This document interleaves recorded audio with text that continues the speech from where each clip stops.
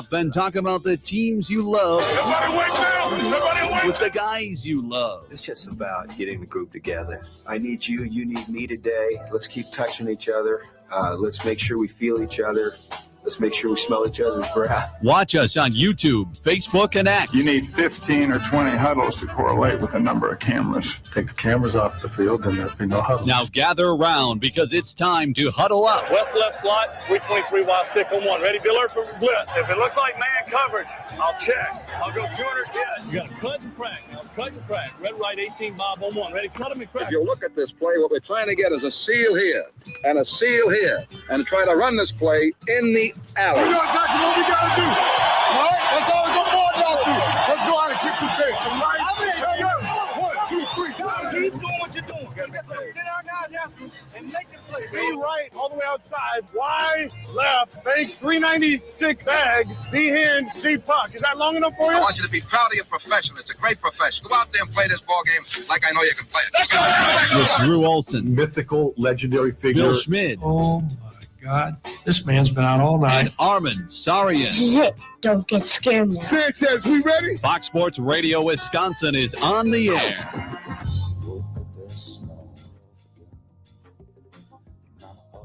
Welcome in as we huddle up early on this morning. Early risers, as Drew likes to say, insomniacs and folks waiting outside the sport club. You had a good night and a good weekend of sports. Now time to fill up and huddle up and discuss all of it with your three best friends on the radio dial that you'll talk to for the next 3 hours here on Fox Sports Radio Wisconsin. I'm Bill Schmidt alongside my main man, Armen Sarian, Dave Gasper, joining us here this week as Drew Olson gallivants around the Caribbean or wherever he ends up vacationing. It's a good time to be able to get away. A lot of folks being able to vacation, and it just means while dad's gone, the kids will play. Armen Sarian into the big room, into the big boy chair. I think you got here at 2:30 this morning because you were so excited and exuberant to get back into the big chair. Excited, of course, to be in here on this side of the glass. I'm getting used to this side of the glass here and the way the light is different, things like that. But excited to be here with you. And, of course, Dave Gasper.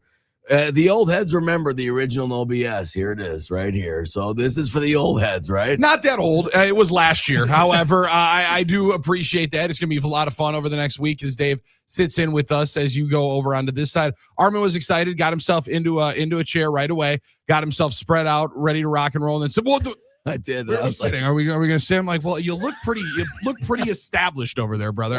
I'm not going to move you around as you've been camped out. What are we doing? He was terrified as to where he was going to sit, but then sets up full camp. Like, I don't know. You're all good over here, but maybe I used to be over here. I think we'll be okay. I'd be honest, it was like kind of old habit, right? And you're right. It was only a year ago, but it's a lifetime in radio. So it was a little old habit. And I slid back into this side and I realized, you know what? This is where Billy sits when Drew's here. So maybe he wanted to sit here. And then I'm like, you know what? I'll probably just set up in here and it'll probably be okay. So I think he'd be proud of me, but not worrying about it as much as I might have done like 3 or 4 years ago.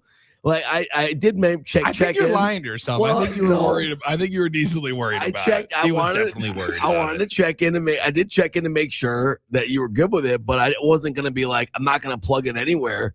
Or I wasn't going to text you at like 4:30 being like, what side do you want? Is it okay? Billy, he was sweating. I was actually thinking there was potentially going to be a text, and I could tell there was probably a walk back over there. Dave, where do you think I should go? Where do you think I should go? Well, where should I go? Maybe I'll just wait back here. Maybe I'll go over here. Maybe I'll go over here. I don't know, but honestly, this is where I was going to sound. This is where I'm more comfortable. The fun thing is, it doesn't matter where we sit. We huddle up and get in here. Is all that matters is that one person sets the huddle. That used to be the center. He would find himself about 6-7 yards away from the football, hands up in the area, huddle up, and everybody go and form your formation. First day of practice used to be, let's make sure we know where we're standing in the huddle. Know how to huddle. Let's make sure that you are in the right position into the huddle. And then you would have certain coaches that would lose their damn minds if somebody was out of place in the huddle. But then by about week 4, the players then get mad at the other guy for being outside of their normal spot in the designated huddle. So all that matters is we line up at first, and then we'll be in sync as we move forward throughout the week into a fun time. May the 4th be with you all. Let's go, and Billy. also with all of you as the Brewers weren't able to do their Star Wars night here tonight because they'll be in St. Louis. Yep. However, use the Force this weekend as they go and grab 2 of 3. I did think they were going to get full payback, full retribution on the Nationals for that sweep that they had a couple of weeks ago at AmFam. However, Brewers grabbed 2 of 3. Couldn't quite get over the hump yesterday, but Logan Henderson made a rival in the nation's capital and was phenomenal, Armen, and a good week of ball for the Crew because they desperately need to keep stringing some road wins together.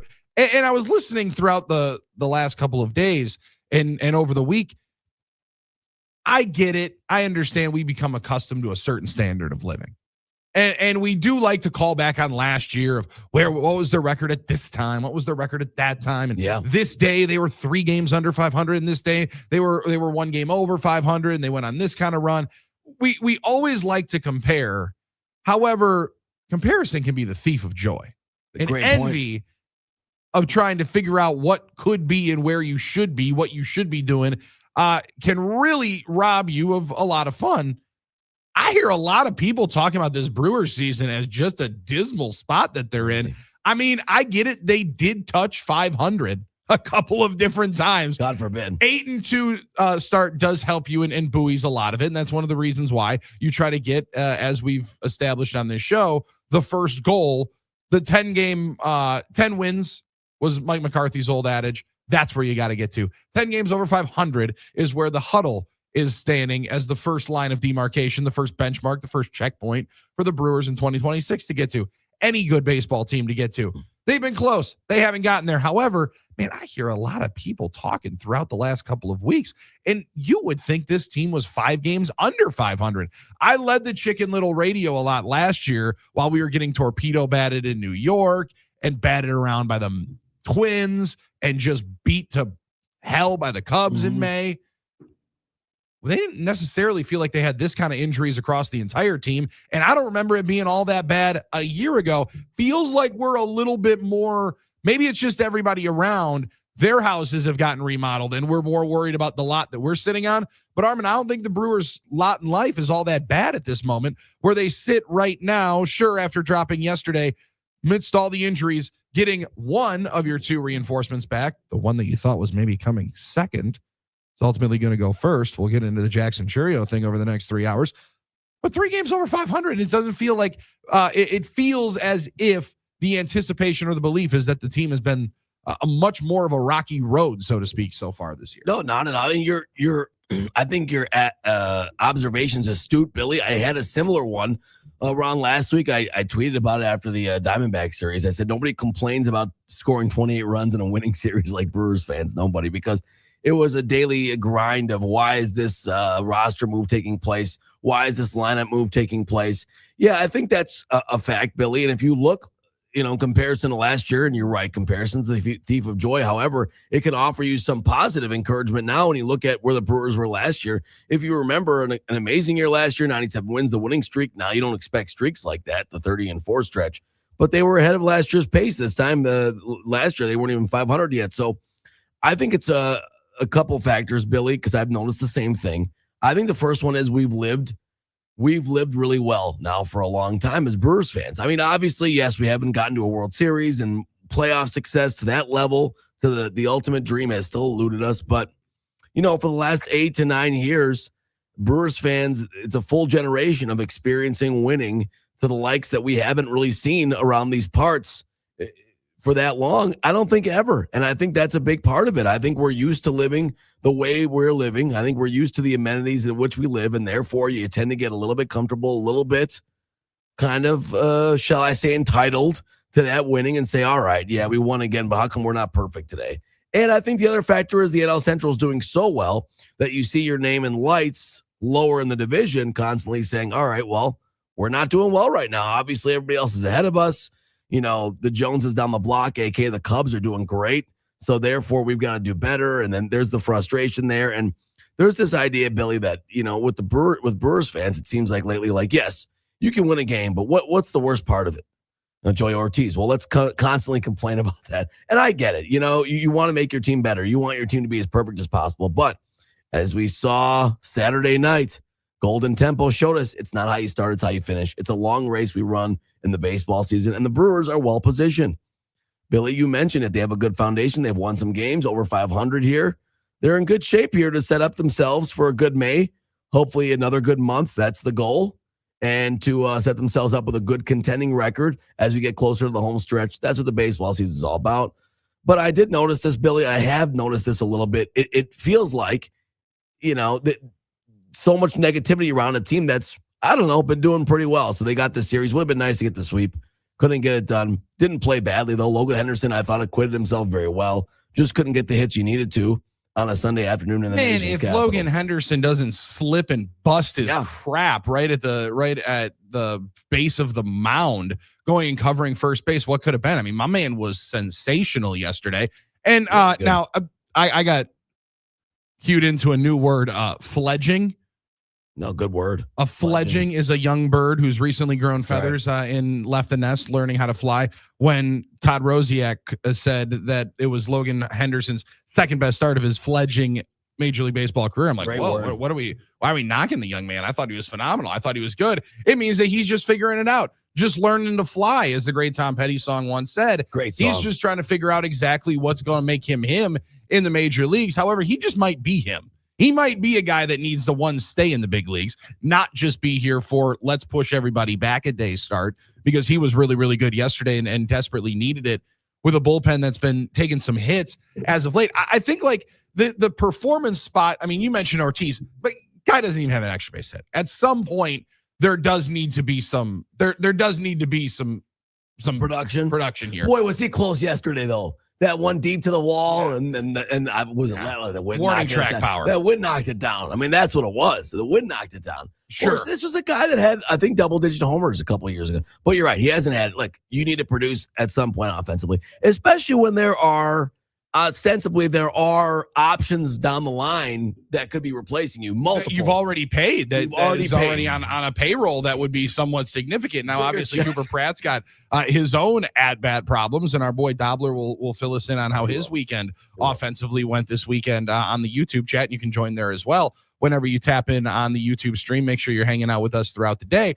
But there's options there. I think the one part of the season that's been difficult to fully embrace is the wrong way of putting it, but just fully analyze is the fact that they've just been so dinged up. Now, today they get a little bit of reprieve. Some good news as Andrew Vaughn is expected to rejoin the team coming up later on today. Let's go, King. But this better not be the snake bit year for Jackson Chourio, like the snake.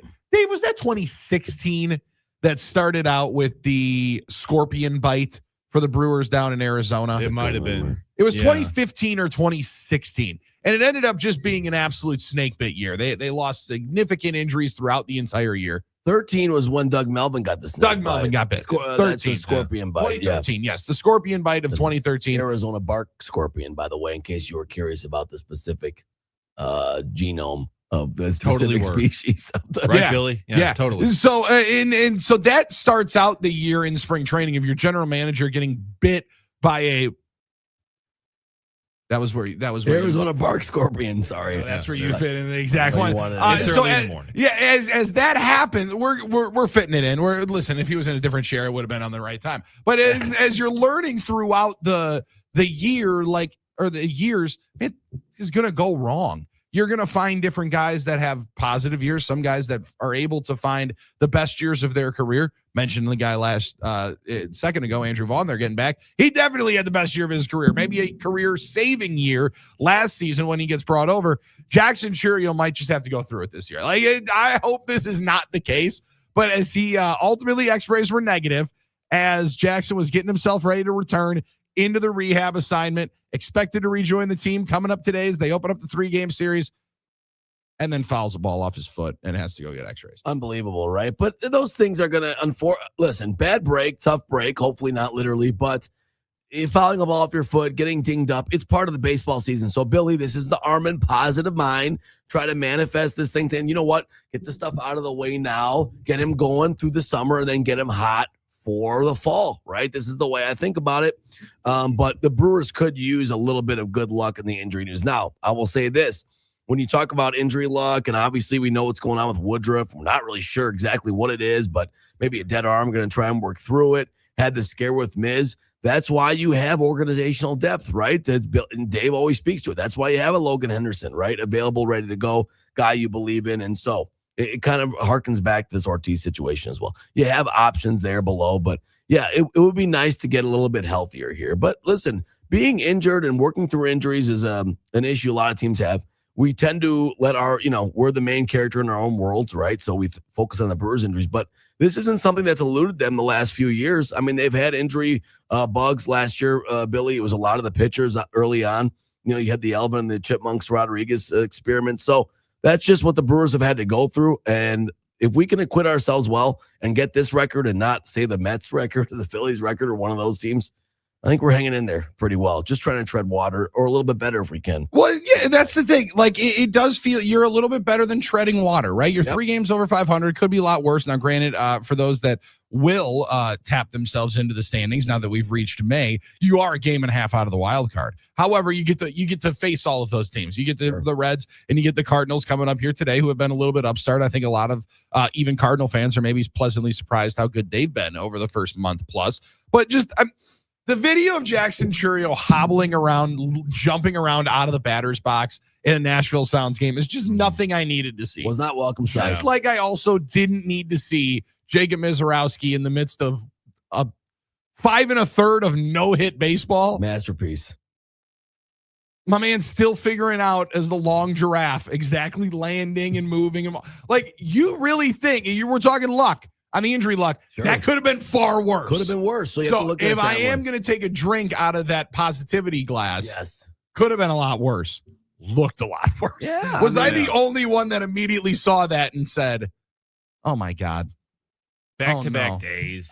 David almost looked like he was going to be a 60-day IL. When he starts limping around and looking back and trying to flex out the knee, I thought it was going to be some serious issues rolling through. However, it looks like him and Woody avoided major disaster. Yeah, that's what it looks like. Yeah, when you call for the trainer immediately, that's generally never a great sign. But yeah, he's avoiding anything major. He told Todd Rosiak, I think it was, he's like, "I'm fine. Don't come over and talk to me. I don't want to talk about it, but I'm fine." Woodruff, surprisingly, I mean, when Woodruff all of a sudden is throwing 84 miles an hour with his fastball, I'm like, oh God, it's over.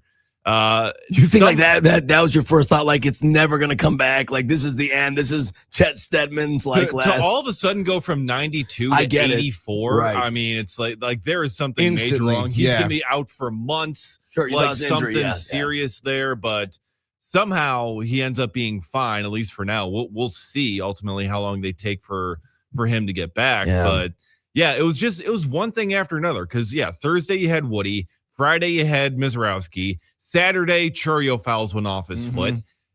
Sunday, Terang gets scratched with an illness. Yeah. It's like, oh, can we? And Logan Henderson almost Chase Andersons himself and smacks his face onto the ground. That's another. I'm telling you, like he's in the midst of another sensational start, beautiful turn. And my man was so embarrassed as he walks back to that mound. Yeah, he's like looking at his arm, just kind of like, really? I don't know, like what happened? I'm trying to be cool in front of all my friends. I'm do that. Good buddy of mine goes, like, what's in the water? Why does like every time we have a good start, it's not even like the pitcher can get to the start. Like, no, can get to the start healthy without having an injury scare. Like that was like a thing going for the Brewers. I don't know. And the Woodruff situation was scary because I was thinking to myself, obviously it could be a health issue, but that they waited to see because velocity had the uptick after the first inning. And I was like, just thinking, like, is it a situation where if they can't diagnose, it's that whole, I was thinking rookie of the year, Chet Steadman. He had that tough conversation with Henry, like, one day your gift's going to be gone, man. One day your gift's going to be gone. I just can't throw hard anymore. I don't know. So, you just. About your had to. It's about your had to, right? I know. That was just one of the best. It's never a good thing when. I think Woody's already had that conversation. I think so, too. I think Woody is Chet Steadman. I was going to say, if anybody would be Chet Steadman, I think Woody did when he used to be touching 98, 99, and now he's tapping the corners around 90. That's what I'm saying. He's actually on the sequel of Rookie of the Year because he's actually overcome that and found his new roles, like his new way to actually make that, and you're just the only one that saw it? Or? No, I wish. Okay. Wouldn't that have been great? Henry Rosengartner is a 40-year-old and just playing beer league softball. Just to bring the stepdad back. What was old boy's name? I forget when his mom punched him in the face. I own you. One of the great scenes of all time. He's my client. He's my son. I don't know. I mean, you say to yourself, all right, is this just bad injury luck or is this something all teams go through? But you just, like you said, and we talked about, Billy, you just try and tread water. I mean, you're in that situation where, like, if I don't have to see Brad Epstein again walk out with Murphy, I'll be happy. I'd feel a lot better if they could go through an entire 9 innings today and not have to have the trainers come out. But all you can do is try and set yourself low bar to climb. But that would be it's nice. It's a start. It's a start. And you can go out and win a series and go and have yourself a winning road trip if you can go and take out the St. Louis Cardinals, who had themselves some fun over the weekend. Yeah. They're plunking Ohtani.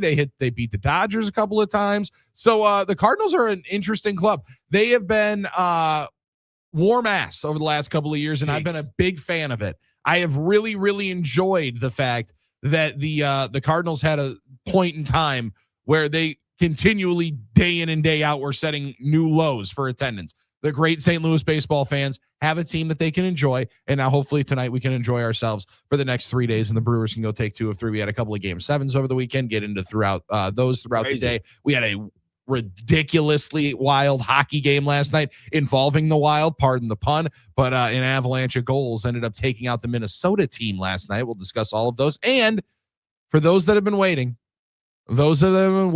anxiously by their Packers.com or Packers app on your phone, today is the day. The longer the drumbeat has happened, it finally arrives. And Jonathan Gannon is going to speak to the Green Bay media here today after a little rookie minicamp OTA practice going on. Just crazy. He's going to get his first media availability today. Just saw that slide into the old email there, and I was like, wow, how about that? It's happening. Today it's happening. So that should be an interesting one. I don't think the Assemble press corps is just going to let him off the hook that quick with like the old 3-4 minute assistant chat. They're going to be like, well, it's good to meet you. Can we talk a little bit? You're going to date my daughter. I think I'd like you to sit down here. It's been 3 or 4 months. I'd like you to sit down for dinner, a little bit of coffee, and say what your intentions are. I don't want you. That's adorable. I'm done with you honking outside the door for her to come out. All right, you can come in and meet us if this is going to be a relationship we're going to have here.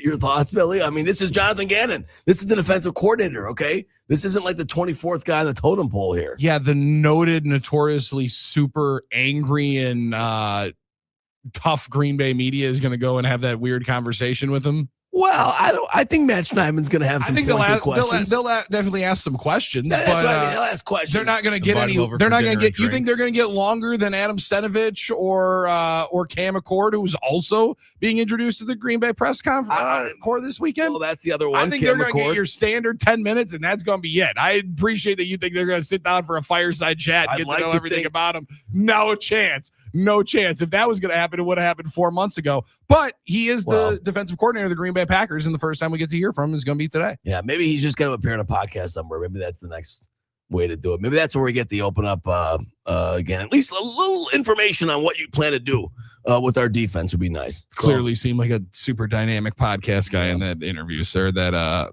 Hard Knocks clip. So I'd definitely be listening to that one. 877-794-1973. We got a lot more fun, and you can huddle up with us at 877-794-1973. Off and running a no BS version of the Huddle, huddled up with you on Fox Sports Radio, Wisconsin.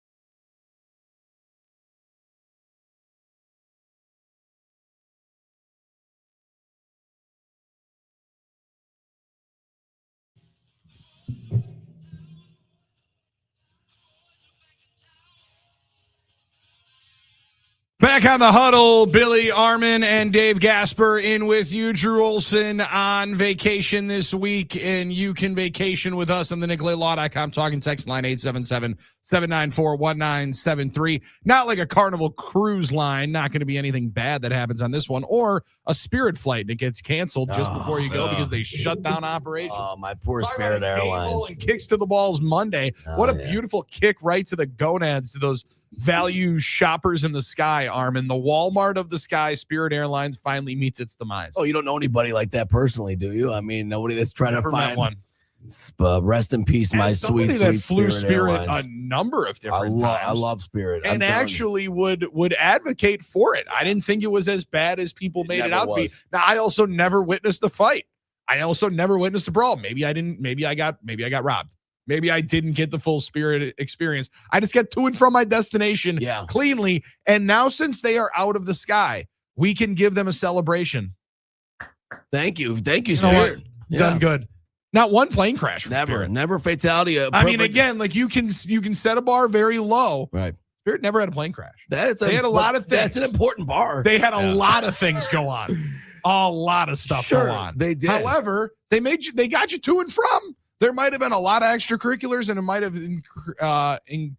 you might have endured a number of different delays. You might have encountered a very, very strange check bag situation or a mean ticket agent. However, 23 years of operations ended this weekend.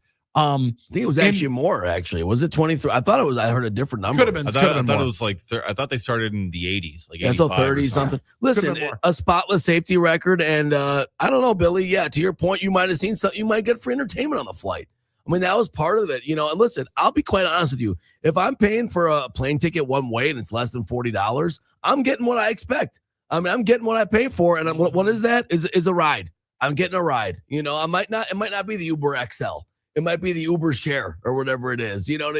That's what it is. And so thank you, Spirit. Have you ever hit that tab on the Uber ride and be honest? What's that? Have you ever done the Uber share where they go and pick somebody else up on your way to the destination? I did the Uber wait, but I don't think I did a share. I don't. The only time I never actually did it with somebody I didn't know. That's a bridge too far even for me. Are we buying this, Dave? That's a bridge. No, that's a bridge. I was gonna, if we'd strap this up to the no BS lie detector test, I think that thing was going up and down the sonograph right. A lot of BS right there. In my younger days, though, pre-ride share, I split cabs though with people I really didn't know. If I would find somebody at the hotel or wherever I was going to go that was going to the airport that would split a cab, that was a thing back then. I could knock $20 or whatever half off my ride if I find someone that I don't really know just hanging around like, hey, you guys going to the airport? You guys want to split a cab? That I've done that awkwardly before. Asking as many people in the lobby as possible. Care. Yeah, at least have a face-to-face with them at that point.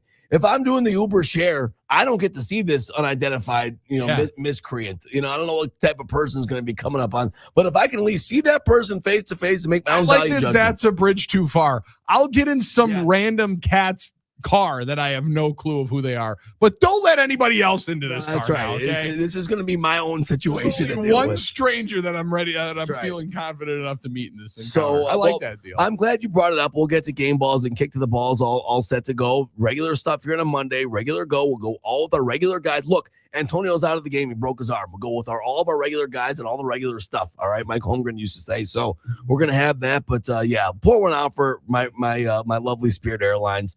The taxi in the sky, man, I really love them.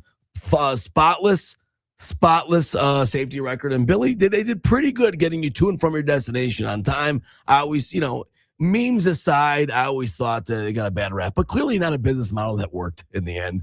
It just didn't. Okay, when I was getting flights for $37 one way at some point. Yeah, at some point we were taking advantage of. Yeah, that's just the way it is. And I wasn't gonna upgrade to check bags and stuff like that.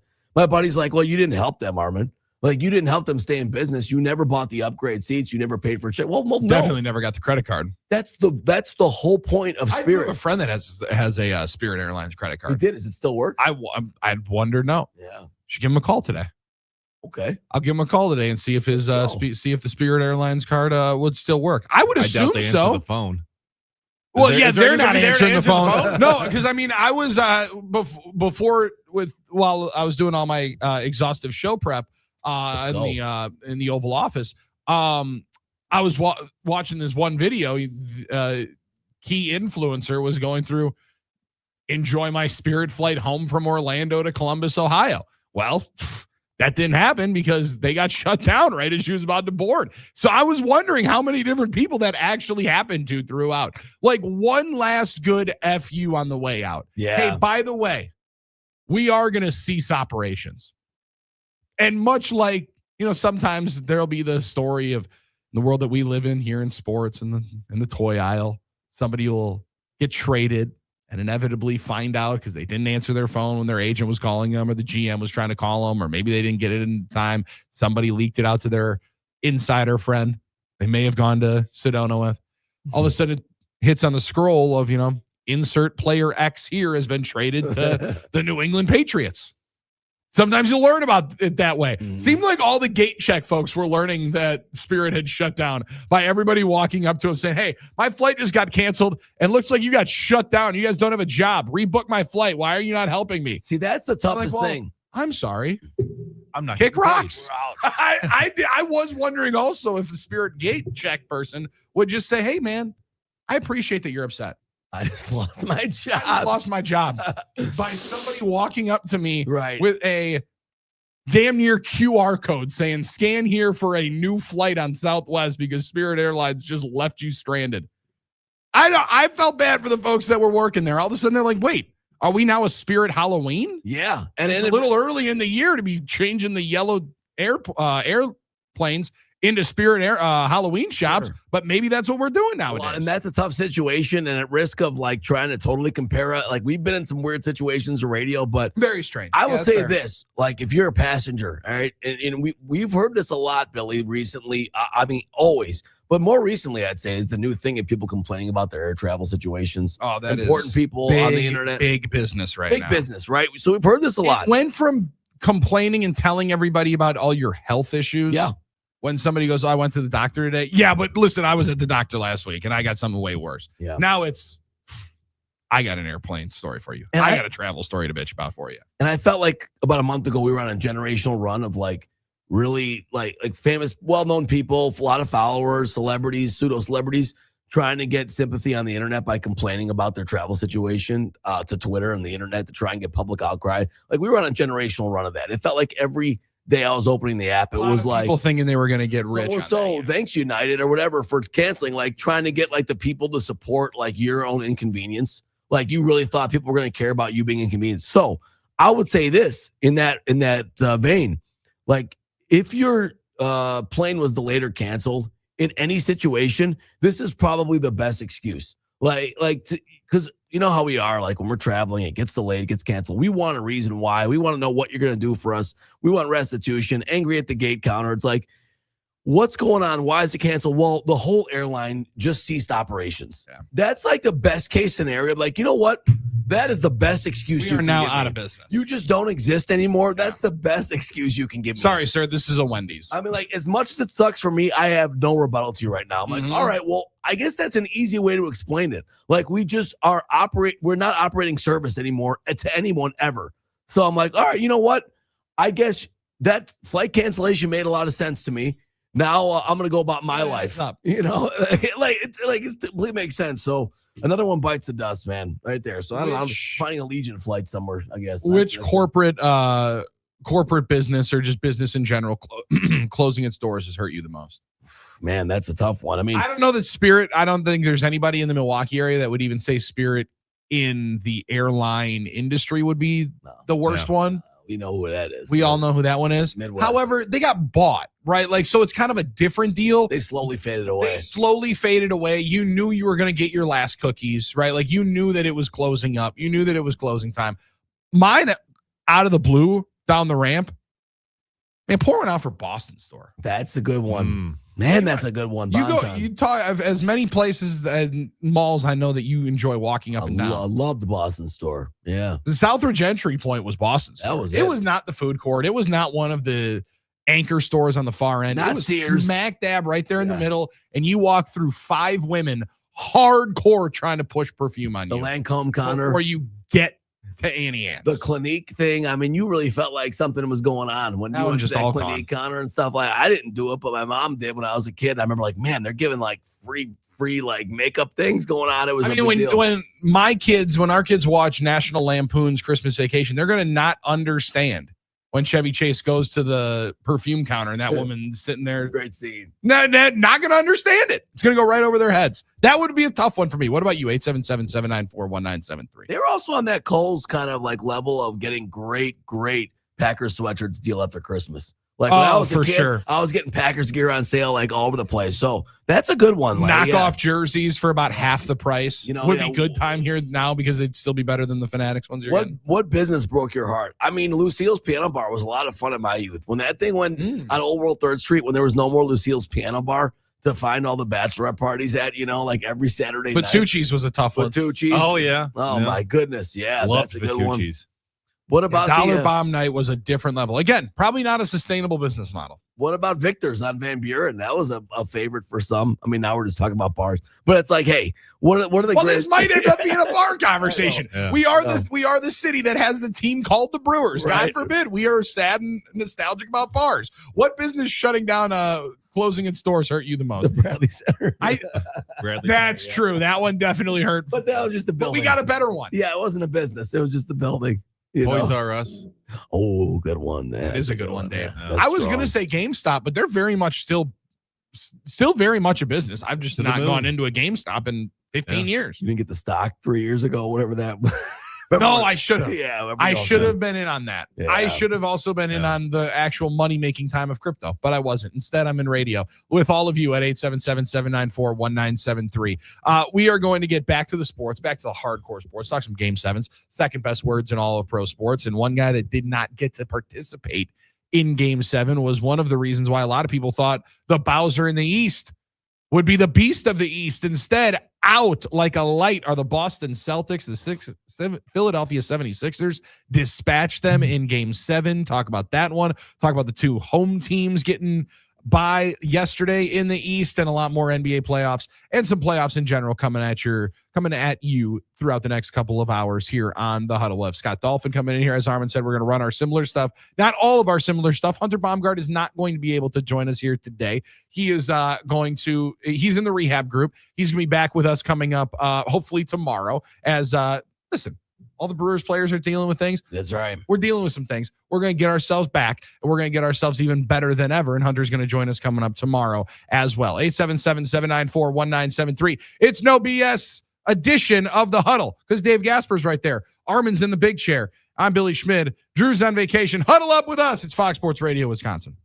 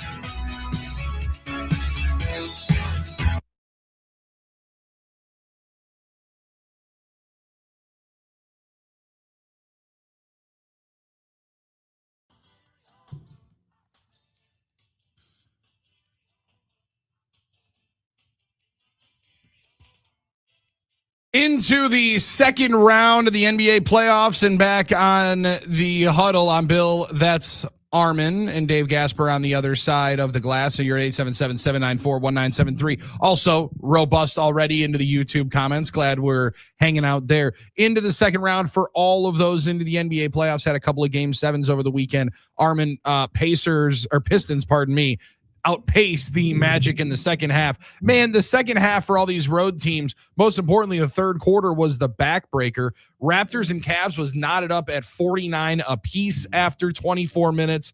And then the Cavs outscore the Raptors 38-19 in the third quarter. And it was a backbreaking, final 3 minutes of the second quarter into the third quarter for the Pistons running away from the Magic yesterday. I don't know that a lot of people thought either team was going to be able to go in and win a road game seven like we saw the night before. However, I did think the Raptors had a pretty good chance. That series was about as even Steven as it possibly could be. They put up a graphic after the third quarter that until halftime of game seven, the score was tied. Mm-hmm. It was like 718 points on both sides. Very even. And then the Cavs blow up. More importantly, Jared Allen just took over in that third quarter and they move on. But Cleveland's title hopes remain. And maybe one myth gets broken. How about James Harden winning a game seven? Well, that was pretty impressive. Now, I was going to ask you, does this count as him winning one? Because he did win. I mean, his team won. I don't won the game seven. Like, I don't know if he's wasn't the reason, awful. He tried to game seven Harden it with 1 of 5 from 3 and only 3 of 9 from the floor. But yeah, to be fair, he's not the bus driver. He's just riding it now. He's a role player, so that's fine. I guess he did get it done in that sense. He did go to the line a lot, right? Didn't he have like 13? Mm-hmm. So listen, he helped them win and they got it done. You know, just when you think about game sevens in the playoffs, the home team has such an advantage in this NBA playoffs historically, Billy. We've seen those stats so many times. If you're the dog and you can try and get it done in 6, but you have to go home and win it on the road, or go on the road and win it in game 7. It's so impossible. And actually, you know, the East playoffs has been very compelling. You know, it's so wide open. We've heard that many times, but the ways it's been wide open, and, you know, the Sixers beating the Celtics in game 7. That was one that, you know, they did win on the road. So it bucks that trend. But the Pistons, how impressive. A 60-win team during the year. And they looked for all the world to be another playoff disappointment, right? Walking in, they were going to be on the brink of their season ending, and then they pushed back history there, Billy, to find a way to fight against that, claw all the way back, and then win the game 7 at home. And you're right, the Cavs, Jared Allen, I read that he realized on the way to the game in the car, said, wow, this is it. This is game 7. I better get going. And he had his 22 and 19. So pretty compelling series on both ends. It's a wide open East. Give the Pistons a lot of credit. They were going to be in the dustbin of history, and they fought all their way back to try and save their legacy as a 60-win team. Now we'll see what they can do. Hey, the opportunity is there for anybody in the East. Cavs find a way to get it done. These Raptors were hard for them to get rid of, but they did it. So I think we're going to be in for some great conference semis here. Well, and the injuries plague everybody in the playoffs. It's just a tale as old as time. Tatum unable to go for game 7 in Boston. That clearly impacted the Celtics. However, and I've heard a lot of people, more importantly, Charles Barkley, say it a number of different times. They just play stupid basketball sometimes. Right? Is that like I totally understand the numbers and the analytics, and the more threes are definitely worth more than 2s. But at some point, if you're shooting 50 threes and they're not going in, you're going to struggle. And it wasn't even that they had one of those quarters necessarily for Boston. I mean, they scored like 15 points in one of the quarters in game 6 that allowed the Celtics or the Sixers to run away from them in the third quarter. I mean, it was the first quarter that really was the backbreaker, but then they come out and hit, 4 straight, and they retake the lead, and feels like it's going to be the Derek White game and the place is going to be going crazy. But then they just continually hang around the 3-point line and wait for as many triples as you can take. And I'm totally in on the numbers. I get it. 3s are worth more than 2s, but it feels like, for as much as it seemed like they were going to ruin basketball, that the Celtics were just going to outshoot everybody from distance and win all the titles, and it was just going to take it off the sheet after they won it in 24. They've ended up like all the other teams trying to repeat here, that they're grasping at straws and now a first round exit, albeit in a year that many people thought was going to be a rebuilding year, right? That's a I don't know. year. A lot of people thought Tatum was going to be able to play at all this year. He comes back. Now it was the opposite leg that he had the Achilles injury on, so they were very nervous with that one that he left game 6 with, but definitely was impactful. Man, Tyrese Maxey's a dude though, and I'll say it right here. I didn't think Joel Embiid was going to be a difference maker. Instead, he was the difference. Yeah, got the line a By lot. far. 12 for 26. The thing is, their guards just outplayed the Celtics guards, and that was the difference in the end. You got to give them credit. Maxey, Edgecombe, they were incredible as well as Embiid. And Embiid goes, I'm just sick and tired of losing to that team. There you go. I'm done losing to them. Now we'll see if they end up losing next round, which I don't necessarily know. You want to talk about the better of two evils, the Knicks or the Sixers? It was going to be the Knicks and Celtics. I was going to hate watch that series again. So I'm excited that it's at least a little bit different. 877-794-1973. Hour 2 of the Monday edition of the Huddles. Hits game balls and kicks to the balls time next. You got it on Fox Sports Radio, Wisconsin.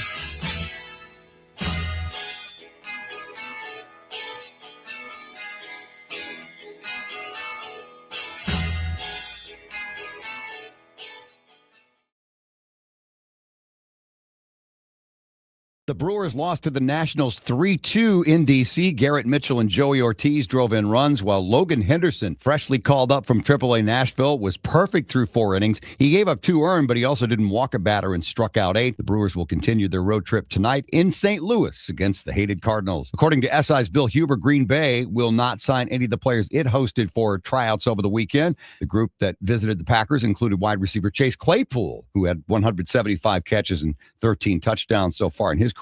Wisconsin football adding a pair of players over the weekend from the JUCO ranks. Running back Julius Popes comes from Northwest Mississippi. He rushed for 729 yards and 8 touchdowns this past season. And also defensive lineman David Hill joins. He chose UW over Nebraska and Purdue. By the way, the Big Ten distributed record revenue to its members this year. The conference said it was $1.37 billion to its 18-member universities, which was up $500 million from the year before. The Huddle is next. I'm Scott Dolphin from Fox Sports Radio, Wisconsin.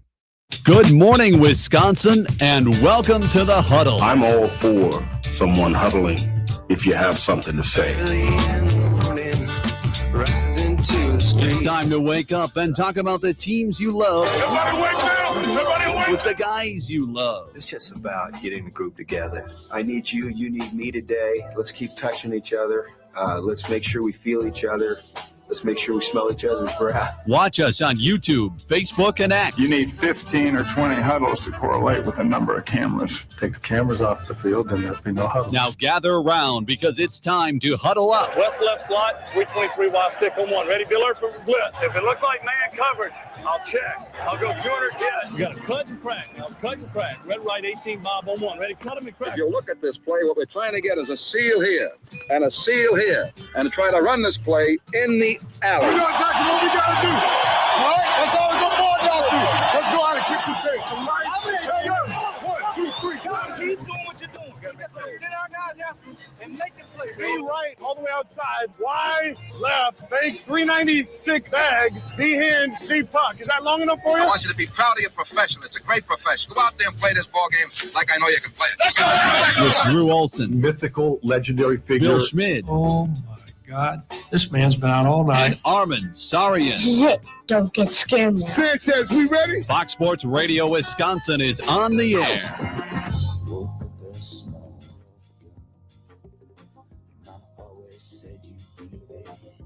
Man, oh, What? son. No, I love the show at the other show, the second show, the show off the air. And when we're about to You get second screening us right now? we're about to get a great, we are, there's 2 shows, the one we have on the air and the one we have off the air. And when we're about to get a great story from Bill Schmid and then the open And stuff. then the red light comes Man. on. You gotta pause. You gotta hit that pause. You gotta button. know how much time's in the breaks so we can get those good stories. Well, But that's Billy, part of the thing. You gotta set the tease. I can't just leave the hook sitting out there the whole time. You gotta set the hook. Armen, it's about to be fishing season. We're into May, all right? I know. And Billy one day will tell all those stories in his book. You're gonna write a book one day, weird and wild stories from my years in radio. So Not a chance in hell. I just want to be in it when you write it. Nobody would want. I just who wanna on be in earth would read that? 12 different people and Yeah, my mom probably. 4 times. No, we'll have some people will buy it and read it, but it'll be like the most It would- committed, the most committed regulars amongst us. I The most- appreciate that. Would be because fun. everybody's on mom. our geezer tour And now across the state. I'm waiting for my man Timmy to write the book. That is going to be that's going to be the book that tells all. If anyone writes a book, it's gonna be him. And that will tell a lot of stories. And one that man. It better be. It better not just be like on May 23rd, 1998. Dave Nilsson went 2 for 3. Like I want real stories. I don't want just the recap of the stats. I've heard the audio chapters. There's some good ones in there, no doubt about it. 877-794-1973. It is a game balls and kicks to the balls Monday on the Huddle as we're playing our normal stuff. We're doing our normal stuff as we welcome in our friend Dave Gasper, who hangs out with us for the next 5 days. Drew Olson on vacation here this week. Some much needed, much deserved vacation and highly anticipated. Yeah. Listen, vacation is something we're always excited to be able to do. Sure. We're always excited to get out and go. And the tough thing is then when you're actually on vacation, I've struggled with yes, the good old days theory that everybody talks about now. And like, I wish we could remember that we're in the good old days. I do that a lot while I'm on vacation. I already get nostalgic while I'm on the vacation saying, man, just sitting here waiting for it. You talk about it for this long, especially a guy's trip. that is so true. You have not touch the pulse any better of the way I feel sometimes on trips. Now, you know that about me. You know enough about me to know that I'm probably always worried about, like, I'm sitting there relaxing saying, am I enjoying this enough? Am I enjoying this enough right now? Like, I have been there thinking that. And then, of course, the last day of vacation comes and you get sad because it's the last day of vacation. It's like, all right, I have to go back to the grind. I'm like, I've been looking forward to this. Like, that's a great point, Billy. The way you put that, verbalize that is amazing. It's so true. Thank you. I have been there thinking to myself, I've been waiting to go to Las Vegas on this vacation for 2 months. I've been counting down the days, and here I am on the first day. I better be enjoying it enough. You spend a lot of time talking about it, especially now we're getting into May. There's going to be a lot of golf trips, I bet. I mean, now you probably had a lot of golf trips, right? Brother-in-law had one. Spring, yep. Go and see the boys. And whenever you hang out with the guys, it's one of those times where you say, this is awesome. This is like, how it used to be, guys. This is how it used to. This is the best. This is and then you have that moment where you come back and you're telling maybe your wife, your significant other, your friends at the bar, like, you just pick up right where you left off. You know, you have that time. You sit there and talk about it. We should whether do this it's more. Man, we got to do this. We got more. to do this. We got to make sure we do guys, this. We're not more. getting any younger. This has been awesome. We got to make sure we do this. Why has it been 7 years since we've done this? Remember we used to hang out, guys, so much and stuff like that. Because you immediately starts telling some old stories, and then in the middle of maybe the 7th or 8th drink of the night, you're sitting around, man, we got 2 more nights of this. Yeah. And then that last night, you're like, bleep, I got to go home tomorrow. This is it. It's and there's over. that time that it slaps you in the face and it can get a little tough. You want to make sure that you're enjoying it. And you're right. I've never touched you like that on vacation. I've never touched the pulse of you like that on vacation before. You have a unique ability to touch the pulse right there. 877-794. Well, Billy, this is what you're going to be. Listen, you guys in your 30s, this is what you're going to be going through in your 30s. All right. Where time starts to march on a little bit. Your friends are getting older. Some guys are, Billy's already got, it's tougher because the connections start to fray a little bit. Oh, yeah, 100%. And if you are a guy that really believes in that, the past, the present, the future, the nostalgia, we're friends forever. If you're a real Armen Sarian, you're going to have to really try and hold on to that the best you can. I battled with it and have battled with it as like the first of my friends to kind of have kids. One of the first ones to have kids. There's the idea of like, hey, man, you got to say yes a certain amount of times. Because otherwise that invitation stops coming. Yeah. Listen, guys don't like to get rejected. May or may not have done it a lot of times in our lives, right? You don't want to go back to that spot. So when one buddy continually goes, oh, man, I can't go. No, I can't go out this weekend. No, I can't do it. I wish, man, I can't. All right, sweet. I'm just going to stop texting him. I can't stop. I can't keep texting her, and she just can't text back. So at some point, you got to make sure that you're keeping yourself in that game. But enjoyable time, and it's always fun to be to get some time away, and desperately needed, and always deserved. So we hang out, we steer the ship, we roll through a game balls and kicks to the balls Monday. Everybody knows this play. Dave Gasper has sat in the chair. He's run this route before, and on a Monday when you're standing inside that victorious locker room, handing out a game ball, Dave, it sounds like this. Oh, it was a golden tempo for the 23-1 underdog coming back to be victorious in the Kentucky Derby, the 152nd running of the Kentucky Derby. One of these times I'm going to win on this stupid race. One of these times I'm going to actually win on this. This weekend was not that day. No. However, what a day for the first female trainer to run through. And I mean, golden tempo started, they talk about from the outhouse to the penthouse. Started from the bottom. Now we're here. Started from the absolute back of the pack and ended up crossing the finish line first. It's not how you start, guys. It's how you finish. We're all running our own race in life, and the great Golden Tempo showed us that on Saturday evening.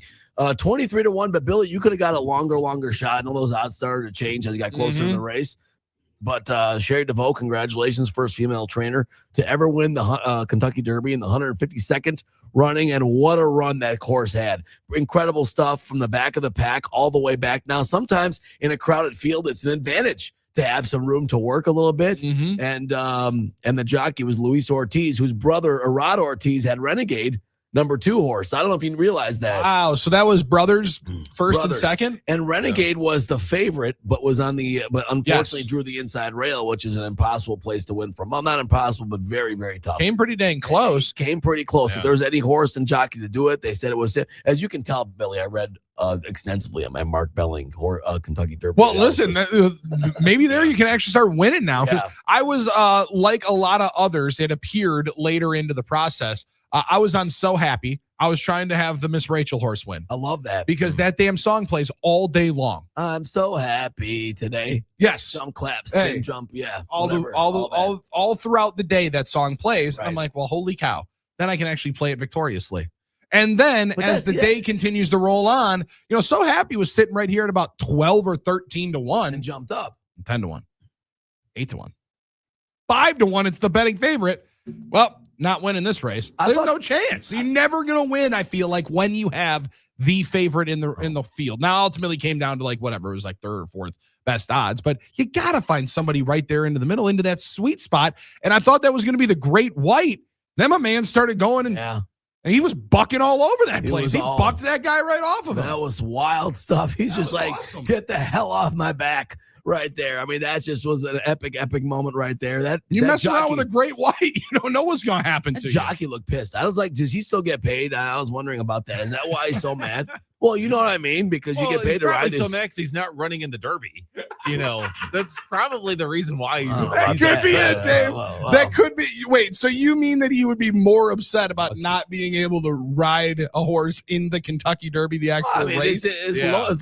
Probably could be it. Listen, you want to talk about load management? I mean, he managed that load right off his back. It was really smart, though, by Great White. He's like, I'm going to get all the excitement. I'm going to get all the pageantry, and then I ain't going to do any of this nonsense. But also credit to that guy on the guide horse or whatever, being able to grab the reins right away. I was not about to be messing around with that horse. Yeah, kick to the balls to that jockey. I mean, that was my first kick to the balls. And before we do that, a kick to the balls on the program, when you do inevitably have to painfully have one, sounds like this, Dave. Yeah, we got a fist fight breaking out in the cabin. Would have been a fist fight or a hoof fight for that trainer right there. That was my tribute to Spirit. Yeah. I love that. That's a beautiful, beautiful send-off. Now, is it tough when you are the brother that's on the favorite? You're supposed to win. Everyone's like Gerardo Ortiz, and then your own brother passes you to win. You feel great for him, but then you're like, man, my brother won a Derby before me. That's got to be a weird thing, right, Billy? It's got to be the Jason Travis Kelce Super Bowl feel, right? Where he goes over in the video, he's giving him the hug, and he's like, all right, I'm going to give you this hug. Let me get that out of here. Yeah. Okay, because I am not trying to be here while this confetti is raining down and everybody else is celebrating in front of me. But if anybody was going to win, I'm happy that you did. Yeah. I'm happy you won it. Now, don't talk to me for a little while. Yeah, don't talk to me for a little bit. He did hold his arm a little bit. You can tell he was happy for him, so that was pretty cool to see that. Well, it also depends on older brother, younger brother dynamic. Good point. Right? Because if it's your younger brother, you can give a little. Yeah, you did Here it, he brother. is. Yeah. I taught him everything he knows, and don't anybody ever I forget. wonder if they had a little plan, because they came back from the pack together. I wonder if they had a little plan, all right, I think there's a way we can drive this thing. We get outside of the box, we both go, but just so you know, at the end, I'm going to win. That's that thing. He's like, no, actually, I'm going to win. Call this professional wrestling? I'm not saying it was a work. I'm just saying they're brothers. They might have talked to each other and said, I got a plan for this. What are you going to do? It would have been smart. How about a game ball to whoever planted the camera in front of the young lady, the female trainer, because that digital asset of her reacting to the video is priceless. She is celebrating like everybody else in the midst of it. Wait a second. Go. And starts picking it up and oh my God, the run is actually happening. This is what we've trained for. This is what I thought it was going to happen. Cool moment. And also game ball the Secretariat. Sure. Because I saw a stat afterwards that Secretariat obviously still the course record holder, right? Obviously. For the greatest, the GOAT, the greatest horse, greatest horse of all time. Potentially the greatest athlete of all time. Maybe. Secretariat, the record would have held a minute 58, minute 59 point. I'm going to be wrong on the exact number, but would have won that race by 17 lengths. That's wild stuff. Wild. It was a full 2+ seconds faster. And this was one of the faster runs in a while, it seemed like. And also insanely watched. I think it peaked at over 24 million people watching. And I think it averaged 19 million folks watching that yesterday. Thought that was impressive. And a game ball. It's wildly impressive. Why did that happen? Why this spike? I'm not really sure why. I mean, it wasn't necessarily a big, favorite of a horse. Everyone's like, this is a Triple Crown favorite to watch. So I thought that was an interesting thing to see that. It highlights again the fact that, sports is the bus driver in all entertainment. It really is live. And I think the wagering aspect, Billy, people are more comfortable. That's fair. They're more embracing it. They're more like, you know what, this is good. And I've always said the Kentucky Derby is the best event, the best sporting event to have a party for, right? Because the people that don't really care about the sport, they can only have to deal with it for 2 minutes. Yep. And it's the rest of it is just, pomp and circumstance. Everything else is fun drinks and big hats and pictures. Yeah, you're right. It is definitely the non-sports fan sporting event. And for the horse race guys, they love it because there's a whole day's worth of races to watch. It's not just the Derby. Yeah. So now they used to be a lot more succinct. Right, it felt like they used to be in a little more rapid succession, but however, that potentially happens. How about a game ball to inside the NBA? Golden tempo. It is back, and they brought their fastball. And for all the questions that I did not anticipate, and we all wondered and speculated and questioned, are they going to be themselves? Are they still going to be Ernie, Shaq, Charles, and Kenny?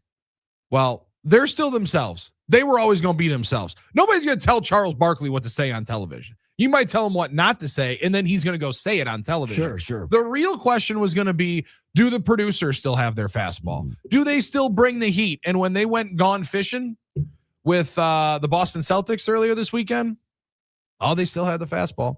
On this beautiful boat in the harbor, see Bill Simmons, always celebrating and pulling the Celtics green. Got to be tough on him. How about Mark Wahlberg? You can see in there as well a couple other very, very notable Bostonians. And then there in the back, Jaylen Brown, Jason Tatum, and right at the front doing the Titanic pose, Mike Vrabel and Diana Racine. Wild work right there. Now, the boys, the AI is phenomenal. I mean, it is a really good pose, really good picture. You clearly know exactly who it is. The boys spent a long time being able to identify it. They won't say it. Nobody says the name. However, as long as the Inside the NBA producers are still bringing that, as long as our AI Underdog is doing that, that show is still going to be the gold standard for all sports television. Yeah, that's right, Billy. And it's good to see, like you said, that they were able to stay into their creative license, right? Now, maybe there was a little ESPN on the guys. They're like, I don't know. Am I allowed to be touching this? Yeah, am I allowed to be going in on this? I think in a way, like the ESPN and the group and the producers, whoever it is, like it because they can be like, well, that's the Inside the NBA guys, but maybe they can actually do what they wanted to do, which is actually make fun of the story. So they actually get a little bit of cloak of invisibility because those guys are on it. I like that. Yeah, maybe. Like the guy that wants to talk stuff at the bar, but he has to wait till his big friends are there. Right. You make sure that you're protected. Make sure that you have a little bit of protection. 877-794-1973. Mike Witt, game ball. I think the way that they went out versus the Lakers, the Rockets are going to offer a significant package for the big man. Now, that would be an interesting one.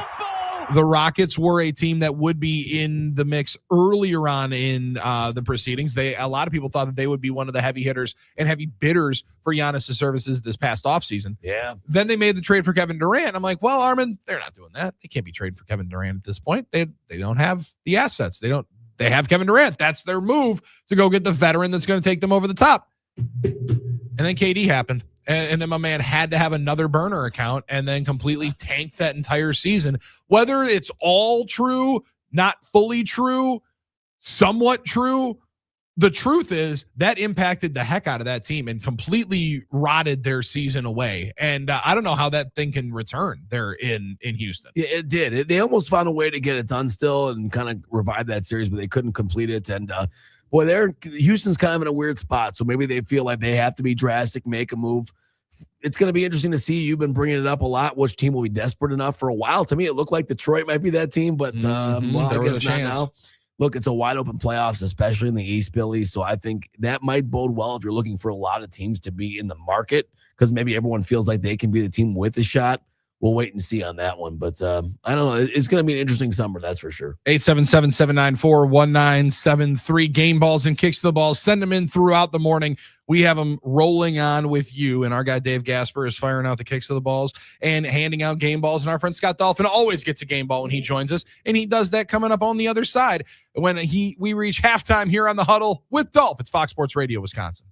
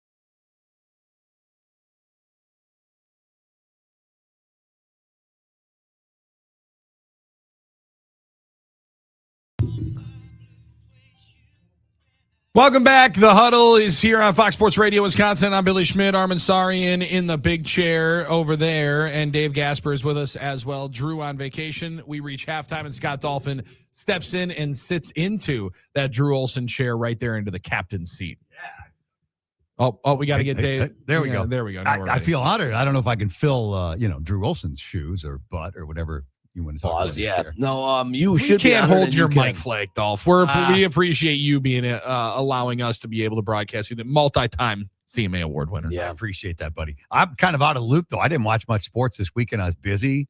I did catch some of the Brewers, but I missed the Kentucky. We're out. Derby guy. I was going to ask if you're sorry to jump on you there. If you're a Derby guy, if you watched the race, but we were out to dinner. It was my son's birthday this weekend, so we nice. actually went out to dinner, and it was a bar and restaurant, and the place erupted at the end of the Derby. I'm like, what's going on? Oh yeah, forgot about it. It's the most exciting 2 minutes in sports. Yeah, and we said it's the non-sports fans' favorite sporting event, right? Because as Armen said, you can have a party and you don't have to care about the event, right? It can be quick, run, it's painless. It's not like a Super Bowl party where the folks that hate it have to have the game on for 4.5 hours, and it actually does drive attention. Eddie Olczyk's little in-game betting tips, I don't think are driving many people. It is probably the one time when we collectively watch horse racing, right? Yeah. But one day, because 100%. How many of us are going to watch the Belmont or the Preakness when it comes I to would the say other two legs of the I triple? would Twin Spires account's empty, so I can't. You got to reload it. I can't do it now. I guess I can't watch. It doesn't matter. No, I would say definitely the Derby's the one time, or if there's a Triple Crown chance, usually then people will watch the Belmont. Like that's how usually it goes, but it's less so, of course, than the Derby, no doubt. I went to Churchill Downs years and years and years ago when a friend of mine in radio had taken a job in Alabama for some dumb reason. Ooh. And I drove SEC? Media. I drove Talking SEC, I mean, come right, on. that's true. Yeah. Well, she was in Huntsville, Alabama at the time, and I drove all the way down there, and I didn't know that Louisville was on the way. And I'm like, man, Churchill Downs is like right there, minutes off the freeway. So, yeah, actually went. It was probably a Thursday afternoon or something, and I caught some races and made some loser bets, and I was on my way to Alabama. I went for a bachelor party, but there was no races going on. We just took the tour of Churchill. Oh, that's fun. I saw a couple of groups of people that went down there and got to wear some sweet suits and hang out on the infield. Looks like a heck of a time. Yeah, I bet it is. Looks like a heck of a time for somebody that enjoys racing. Now, I don't know that it can bring 190 miles an hour of horsepower. There's a lot of horsepower out there. I don't know that it's got the horsepower in a NASCAR race, but that would be intense. Yeah, no, it's a massive place. And I don't even know the answer to this. Is it like trying to get a ticket to the Masters, or is it a little easier getting into the Kentucky? I think it's quite a bit easier, but I'm not positive. I don't know. I don't know what their resale market is and if they're hawking folks like they are for reselling Masters tickets. So they are. I read a little bit about it last week. There were some stories popping up that Derby fans were upset at the prices and things like that. Apparently, used to be able to go away and get like an infield ticket for like $10 back in the day, and now all the prices are higher. Obviously, it's 150,000 capacity, I think, or something like that. Grandstands usually have like a lot of the rich and elite and all that stuff, obviously. Sure. But the infield was sort of accessible, but like everything else, the prices have been exploding. Now you got to pay like $20 for a drink or whatever it is. It's probably, I don't know what a mint julep costs. I know there was one $500 mint julep, like a special one. Louise. I think they had like gold flakes in it or some one of those nonsense. Gold Schlager. It's like that $1,000 poppy steak thing. And it's like, it's not really the drink. So I don't know. I guess the news coming out was that it's more expensive, but so is ground beef. So what am I going to do? Start. I mean, McDouble's $3, and they're trying to make that to be a deal. $2.50 now. Well, okay, whatever. I mean, let's be honest. I can't even get ho-hos anymore. They're not even in the aisle anymore. The hostess. Well, you got to aisle. go to the right part of town. So everything. Hey, Dave. So yes, apparently prices are higher for the Derby now, and it's harder to get. Listen, I don't. Dave, let's go. That was a good one. Thank you. Now tickets start at about $150, and general admission infield access is over $1,700 for the Kentucky. No, because of $100 for general admission for general admission infield access. Holy yeah! See, I'm not doing that. And you can't even watch the race in there, right? I mean, you hear. You see a little bit of it. You're probably watching a lot of it on the Jumbotron. Yeah, 100%. Wow, that's a different one. Well, now that value is gone. Just like the value in the sky is no longer in operation. Dolph, we did pour one out earlier today for Spirit Airlines because we were saying out of the casualties of big business and corporations, there are some that hit it a little bit different, the ones that you miss the most. Spirit is going to be one of the ones that we, Armen Sarian and I, miss the most, because as much as I never got to see one of the sweet fights I saw online, I never got to see a baggage claim person screaming at a passenger or somebody losing their stuff in the aisle of a flight. I just got to and from my destination, maybe with a couple of different delays. Sure. I liked the Walmart in the sky, and it's going to be a sad thing to see it go. I did too. And, and everywhere, every time we'd go on our trips for FM 106, the Boots on the Beach, you'd see 6 or 8 of the blindingly yellow with black on the side Spirit planes at every airport we went to. I'm going to miss it too. My wife and I would fly them to Mexico because it was dirt cheap. Dirt cheap. Yes. Yeah. Easy upgrades, and I know people sometimes bark at the different a la carte airlines, but it's a sad day. And obviously, it's not good for competition. It's not going to be good for your flights going forward. We've seen this before. It's been cyclical where we've had airlines come and go, going back, remember AirTran was always a big carrier out of 100%. Milwaukee. Yeah. Well, and that was what we joked about. Like, obviously Midwest Express is going to be everyone's GOAT in this time. In this town, it's gonna be hard for anything to be, but that one at least was phased through. You knew that merger was happening, and then AirTran was still in the city when Spirit pulled out. Now, granted, I don't know that they had a ton of different flights rolling in and out of Milwaukee, but they had, like you said, 6 or 8 different nonstops coming through and in and out of Milwaukee. That was a loss for the amount of different.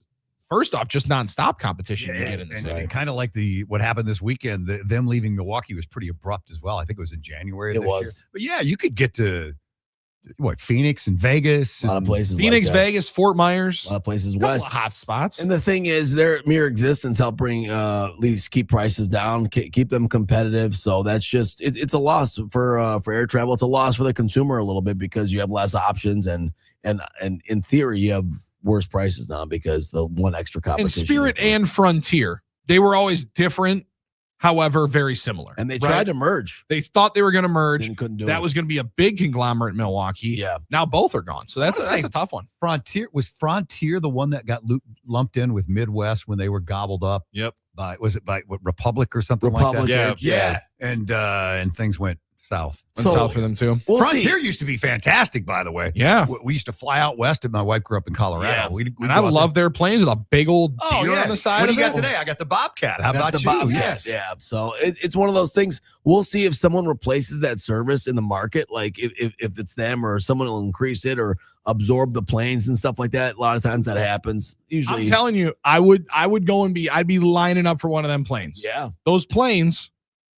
Again, perfect safety record. They had a lot of stuff go wrong. Sure. But otherwise they were to and from. Yeah. They were to and from, plane up in the air, plane back down onto the ground. You don't need peanuts. Those are the easiest things. Those are the toughest things, but the most important. Yes, and listen, the reality is they got a bad rap, but their safety record was good, and they flew Airbuses mostly, which are better than Boeing's in my opinion, more comfortable ride, less loud.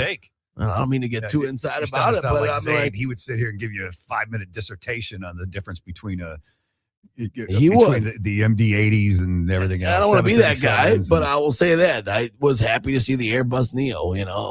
So it was better, I thought, than the Boeing. The 737s are good, reliable, but they're getting older. So I don't know. We'll see what happens there. But yeah, I get it. The memes are there. It's meme culture, and it's Spirit was always good for that. We'll see all the recaps, all the montages of all the fights and stuff like that. So yeah, we got a fist fight breaking out in the cabin. That's a good one right there. Hey, folks, those guys always sound the same.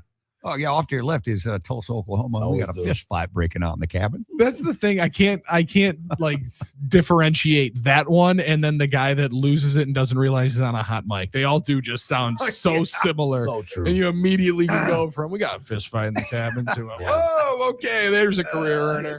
Dolph, are you really quick before we go? Are your Cubs ever going to lose again? I'm kind of waiting for that. I'm not a Cubs fan, Armen. Come on, Armen. What are you Don't insult me. Oh, I didn't realize that. Oh, no. Oh, wait, that's right. You're a Yankee fan. That's right. What am I saying? Yeah, which is going to make for an interesting. I thought you absorbed though the Cubs. Wow, never been a Cubs fan or a White Sox fan. Just the Bears. Happy. Just the Bears. Although I will say, I did not realize that. My first job in radio was in Illinois during the whole Jordan Pippen during that run, and I became a bit of a cable Bulls fan back in the day. But never Cubs. I remember going to Wrigley Field for $4 seats and $2 beers in the outfield when they sucked. But that was just to go to Wrigley Field. It had nothing to do with the Cubs. I do like those days. I appreciate it. I wish that we would have more of those days where that team sucked. It doesn't appear that they suck right now. Yeah, I saw pretty dang good. No. Cardinals also have 20 wins, huh? They're playing well. The Little bit of Yankees a obviously are surprise. killing people, so we'll see. It's still early. It's still May 4th. But Kept their head above water Yes. despite the injuries, you Yes. know, and a pitcher leaving the mound every day now, it seems. Yeah, in some by with a trainer, some just busting their butt right there on the mound trying to get over to first base. So does Logan Henderson stay up for good now? or I what? sure hope so. I don't think so. But I sure hope so. What do you think, Dave? I think he's going to stay up as long as Woodruff is on the IL. We'll see how long Woodruff is actually out, but as long as he's out, I think we're going to keep Henderson for A good bit. little bridge in between him and Yeah. Priester. Yeah. look good. Yeah, man. because Priester continues to look terrible in his I would- rehab. Struggling. Yeah, you're not going to rush him up there. What, 2 1/3 and 5 earnings last time out? 2 innings, 5 runs. Like he's struggling to 6 throw hits. strikes. Yeah, that's tough scene. Get I, it right. I like that Logan Henderson mustache taking the mound any single day that they can. I'm with you on that. That's what we need to be able to see up on the mound. Dolph, you can roundhouse kick Armen for calling you a Cubs fan. I don't know what happened We really there. appreciate that. Well, I get it. Yeah, it's guilt by association of being a Bears fan. Well, I knew you were a Yankees fan, but for some reason I thought you also kind of. I don't know what happened there. I have to apologize. I don't know what I'm going to do Friday night. Should I wear my Yankee hat and Brewers jersey? I don't know what to do. You got to be true to yourself, man. I don't think any of us would begrudge you for being you. I mean, you're Scott Dolphin. I don't know if you can do a split though, like one jersey. Yeah, of one I was gonna team say, and a hat only- another. I don't think you can do the split. Only if I was a Monra St. Brown's. Amon-Ra St. Brown? Equiminius' Yeah, 100%. Dad, where I could wear half a jersey on each. Do you have any like? Respect, I don't think you look like Laura Hawk. I don't think we can go split jersey on that one. That's Tom. a I don't great know that one. we can go hat and jersey. We got a lot of days though to be able to figure it out. Yeah, we'll be able to sit with it. Maybe we'll crowdsource it on Just Talk wear- Text line wear- 877-794-1973. just wear a Devin Williams jersey. You're covered both ways. Boy. Yeah, both fan bases hate him. And the Mets. Who else? Graham Lloyd, maybe. Graham Lloyd, Gerald Play- Williams. Gerald Williams. Gerald Williams, a good one. I have that jersey right. if you want There you go. You borrow Armen's. All right, don't appreciate it, man. Fellas, There- hey, tell Butch I said hello. I will. That I miss him, but not that much. Not that well. Listen, he might have just heard you. Brian Butch, and that cat is out of the bag. Big, sexy Brian Butch. The polar bear is in the den, and he's huddling up with us on the other side. Thanks to Scott Dolphin for joining us for halftime. Brian Butch on the other side. It's the Huddle on Fox Sports Radio, Wisconsin.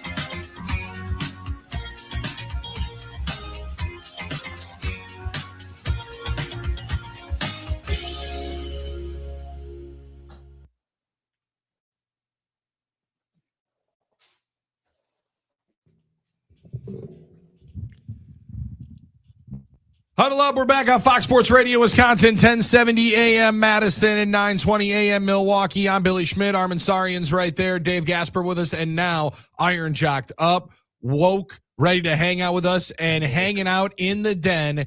It's the host of Butchie's Den, Brian Butch, huddling up with us here today and this beautiful Monday morning. Butchie, thanks for getting up early with us in the den. Thanks for joining us, brother. You act like this is getting up early. I got 3 kids. We already off school almost. I got to squeeze this in. 7:25. We're in the car. I've been up since 5 for crying out loud. Got on the Peloton. A little bit of all the above. Well, that's where I'm saying. More importantly, thanks for crowbarring out some time for morning time because that can be a stressful time of the day. So more importantly, thank you for neglecting the family for a couple of minutes to be able to chop it up and talk some random nonsense with us. Yeah, the benefits about not doing mornings anymore is that I actually take my kids to school and it's not like running around like a chicken with my head cut off. So it's busier because now I know that everybody that listens to this time slot, how do you have to oh shoot, I forgot lunch. I gotta put the Reese's peanut butter cup in the lunch. I gotta do this, I gotta do that. But we're doing a little bit of all that, but it's good. It's good. Yeah, we know you're busy, Billy, but you're not the only kid ever, or only person ever to have kids, okay, or get up early. But we do appreciate it, and I do appreciate how much how's your wife getting your little one together? It's not like you're helping at all.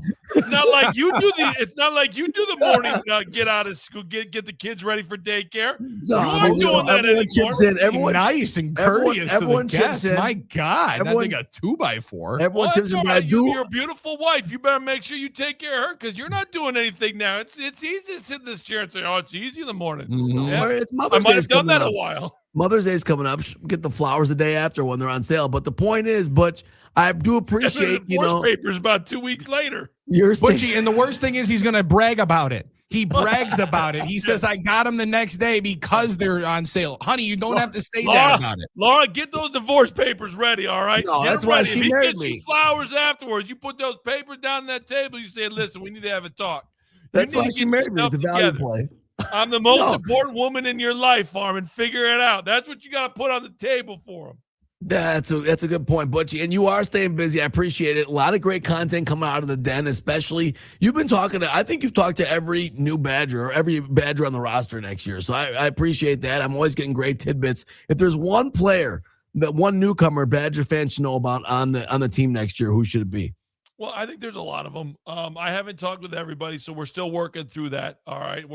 There's a process. I drop about 2 of these a week, and then we're doing a little bit of a kind of a live segment times on Friday. And I'm getting a lot of help with this. There's algorithms and stuff as far as when you should drop stuff and when you should do this.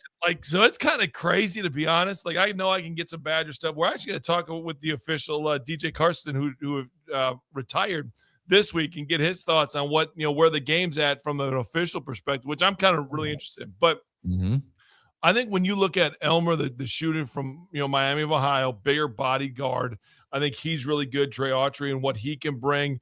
I don't know if there's one guy. I mean, the name that sticks out is obviously Elmer, what he can do. But I think in general right now, Armen, it's so early that it's the process is learning about these people first and these players, and then how it's going to come together. And the reason I say that is, if you remember, John Tonje didn't start their first couple of exhibition games. Yeah.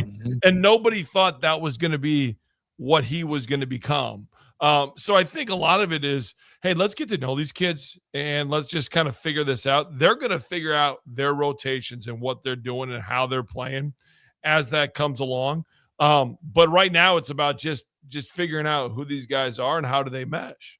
And your conversation with Gard just dropped a couple of days ago. Phenomenal. Now, I don't know. You talk to Gardo so much, right? So you know him on a different level and obviously played for him.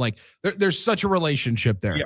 But his comfortability in not pounding his own chest, but Butchie being confident and accepting more of the praise. I feel like, and you could tell me if I'm wrong or maybe if I'm reading the situation poorly, it feels like he's now accepting a little bit more of it. But it's not like he's about to say, hey, man, I've got this whole life thing figured out, right? I got this whole college basketball world figured out. But he seems open and comfortable in however their process in this new world of college basketball is. And now that they've got it completely locked in, but he seems very, very set and confident in their way of finding the player they want and then making them better and developing them once they're on campus. Yeah, and I think, the reason it's a big deal is, we're talking back and forth, and he's comfortable with me. So there's some things that he says I probably wouldn't say with others. But like when he said, hey, we just had to speak the facts. And the facts are like we win. Like those are the facts. And then I know that was uncomfortable for Greg, but part of it is those are the things that need to happen when you're speed dating somebody. Yeah, for and sure. The portal is speed dating. So you have to get your messages out there quickly. You have to put out in front of kids, we're going to make the NCAA tournament. Like you don't have to think if we're going to make the NCAA tournament. We're going to make the NCAA tournament. Like that we have, look at the track record. It's not, I'm not boisterous. I'm not putting it out there. Like, but the facts are what the facts are. So I think that's the thing that he's done, because we are in a world of what I call speed dating when you look at the portal. And now it's okay. Now we got to get these guys to come in. We got to find these guys. And we got to get them to mesh. And we got to, play together. So it's really interesting. And now Shock is doing the same thing, obviously, when you look at what he's doing with his portal. But again, both of those schools in Wisconsin and Marquette, they started with what? They started with retention. And I think that by itself is still going to be how both of those schools have to win. When you look at Marquette and Shaka, it's the relationship factor. It's the, hey, this is what we're built on. This is our DNA is relationships. That's how I strive to be the success. And then when you look at Wisconsin, it's culture. Each of these guys pass down to the new guys coming in. This is acceptable. This is not acceptable. This is the way we do things. This is the way we handle our business.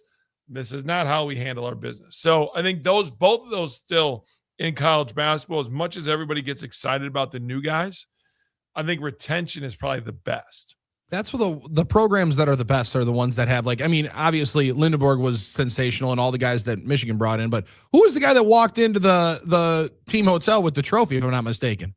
Wasn't it Will Cheddar, the guy that's been there for 4 years? Will Cheddar, and you look at Barnett, what he was able to do and be a part of it. Like, you have to have core people that understand it. And for me, I use like, this is the expectations. But most importantly, it's also like the language. Like each coaching staff has a different language they speak. They all speak ball, but then that's ball 101.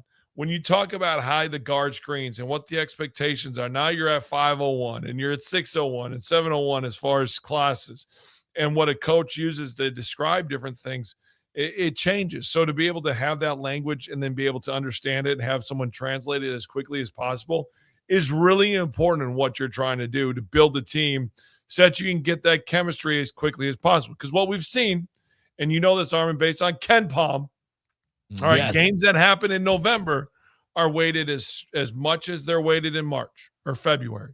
And that's where if you can get some early chemistry in this in the season and you get some of those bigger wins, it only helps you for seeding and everything else. Really quick, Butch, good stuff there. And if you missed Butch's conversation with Guard, check it out on Butchie's Den on YouTube. Smash the follow.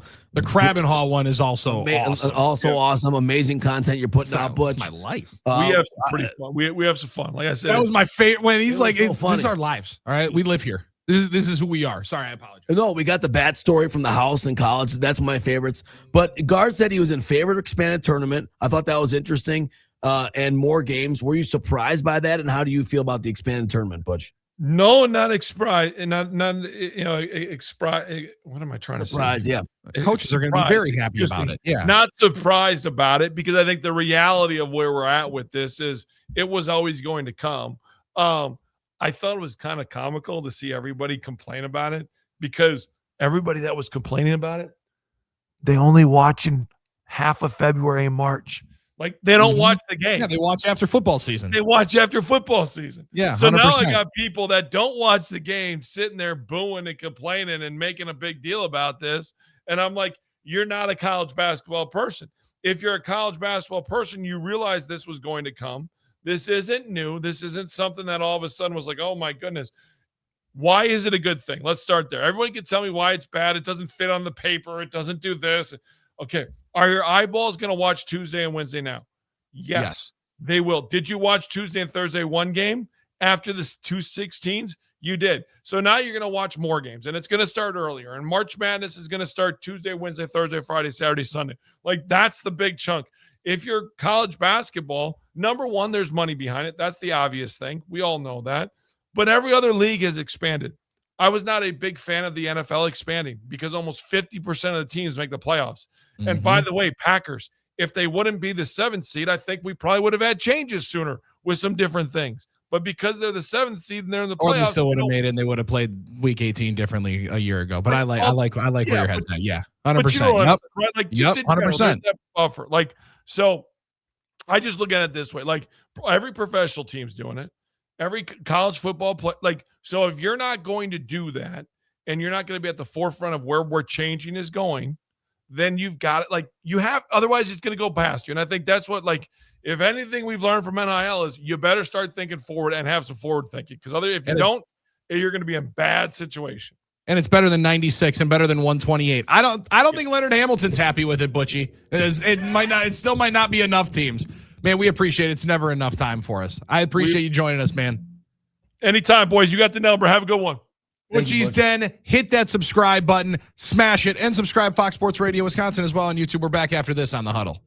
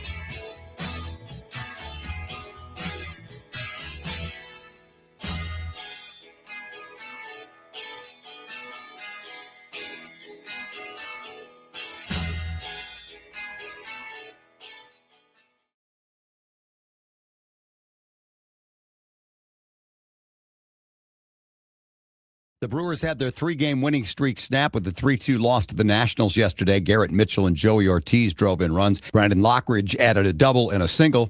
Logan Henderson, who was called up from AAA Nashville for this start, was really good. He was perfect through 4 innings, gave up 2 earned, didn't walk a batter, and struck out 8. The Brewers will continue their road trip tonight with the first of 3 in St. Louis against the Cardinals. The Wisconsin football team added a pair of players over the weekend. On Friday, JUCO running back Julius Pope committed to the Badgers. He joins from Northwest Mississippi, where he rushed for 729 yards and 8 touchdowns. Also, 3-star defensive lineman David Hill announced his commitment. He chose UW over offers from Nebraska and Purdue. And meanwhile, the Packers, according to SI's Bill Huber, will not sign any of the players it hosted for tryouts over the weekend. The group included wide receiver Chase Claypool, who had 175 catches and 13 touchdowns in his career with the Steelers, Bears, and Dolphins. The Huddle is next. I'm Scott Dolphin on Fox Sports Radio Wisconsin.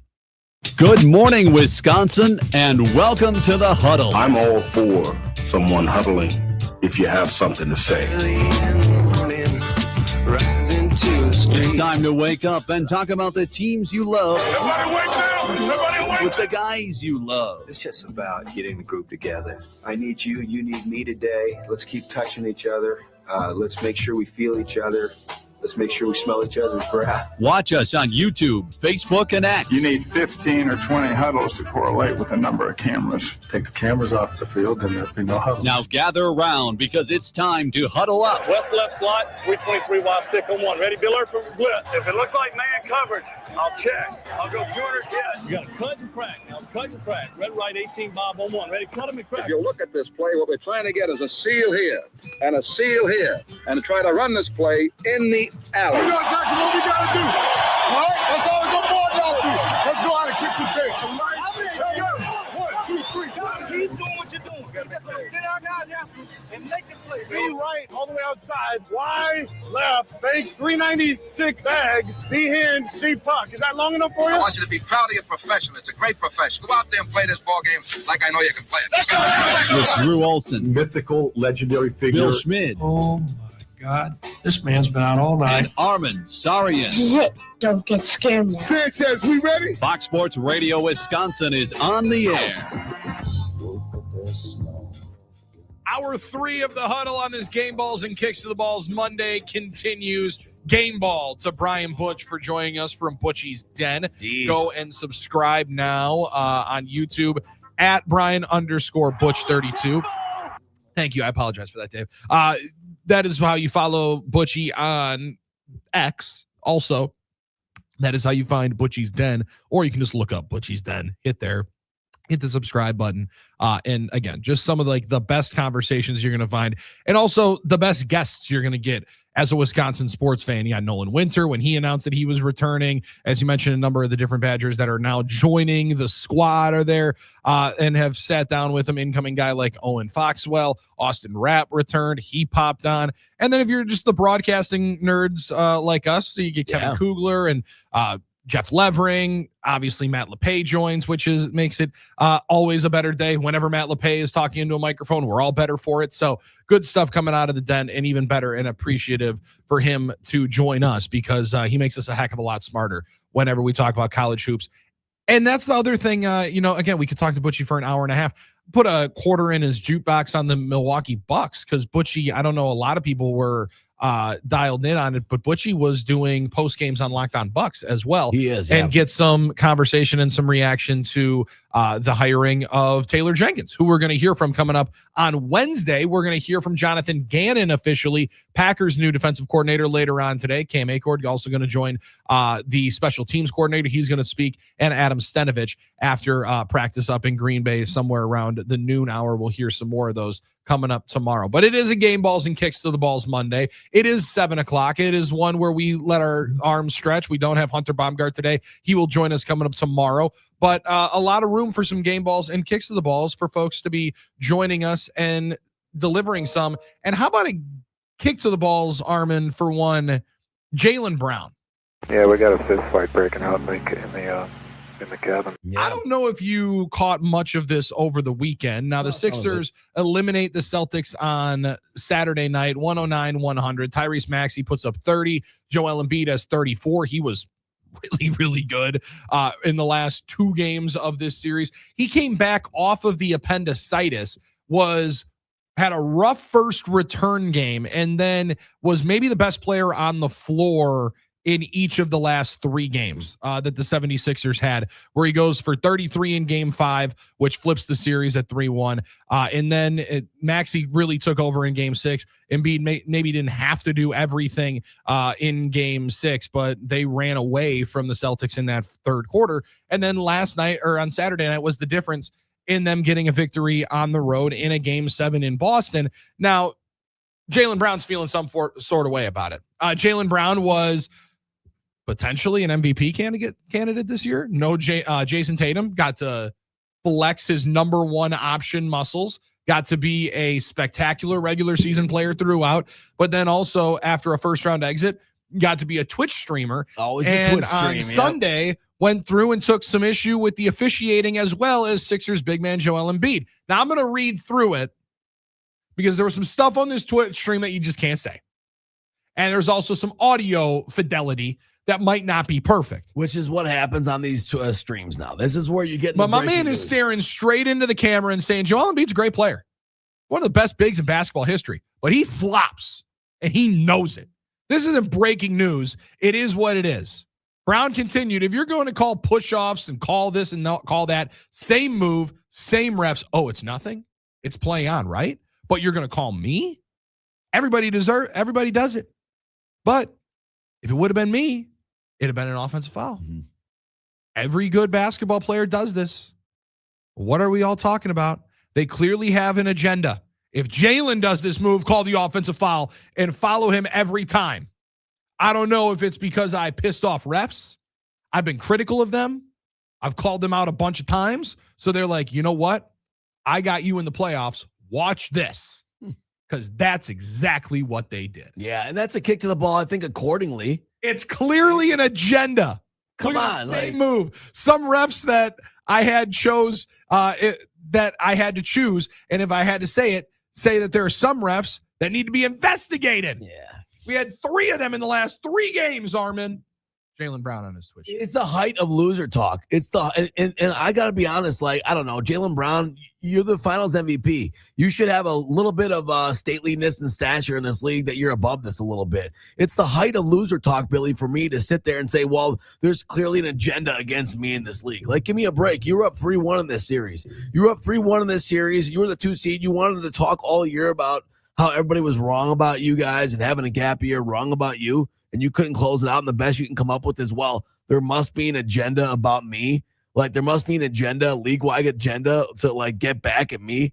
We talk about main character energy, Billy, and he's a great player. That's a big main character syndrome. He's a great player. That's true. It is. He's a great player in this game. There's no doubt about it. But, like, give me a break. I don't know if they're sitting around saying, we're going to get Jaylen Brown back by calling this. Look, you said it. This is the game. If he flops, he flops. So be it.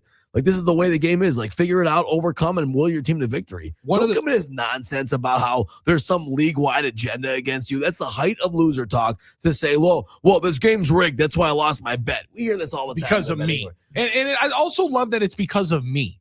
That I pissed off the refs, that's why they said it against me. Because my personality is so compelling. Brother, are you that great? Yeah. Are you that good of a player where individual officials would set and put their livelihoods and reputations at stake to go and get Jaylen Brown? I appreciate that you think that way, but it's just folly. That being said, I also think that it's comical that his best 2 games, at least scoring wise, were the 2 games that they lost. Yeah, how about that? Game 2 and game 7, right? His 2 30 pieces were both in those games. Now, it wasn't like he was a slouch in the rest of the series, but was definitely a different player once Tatum came back, and Tatum's reemergence into the lineup might have been a different beast. And then obviously they don't have him in game 7. When that news came out 2 hours or so before the game, I'll be completely honest with you.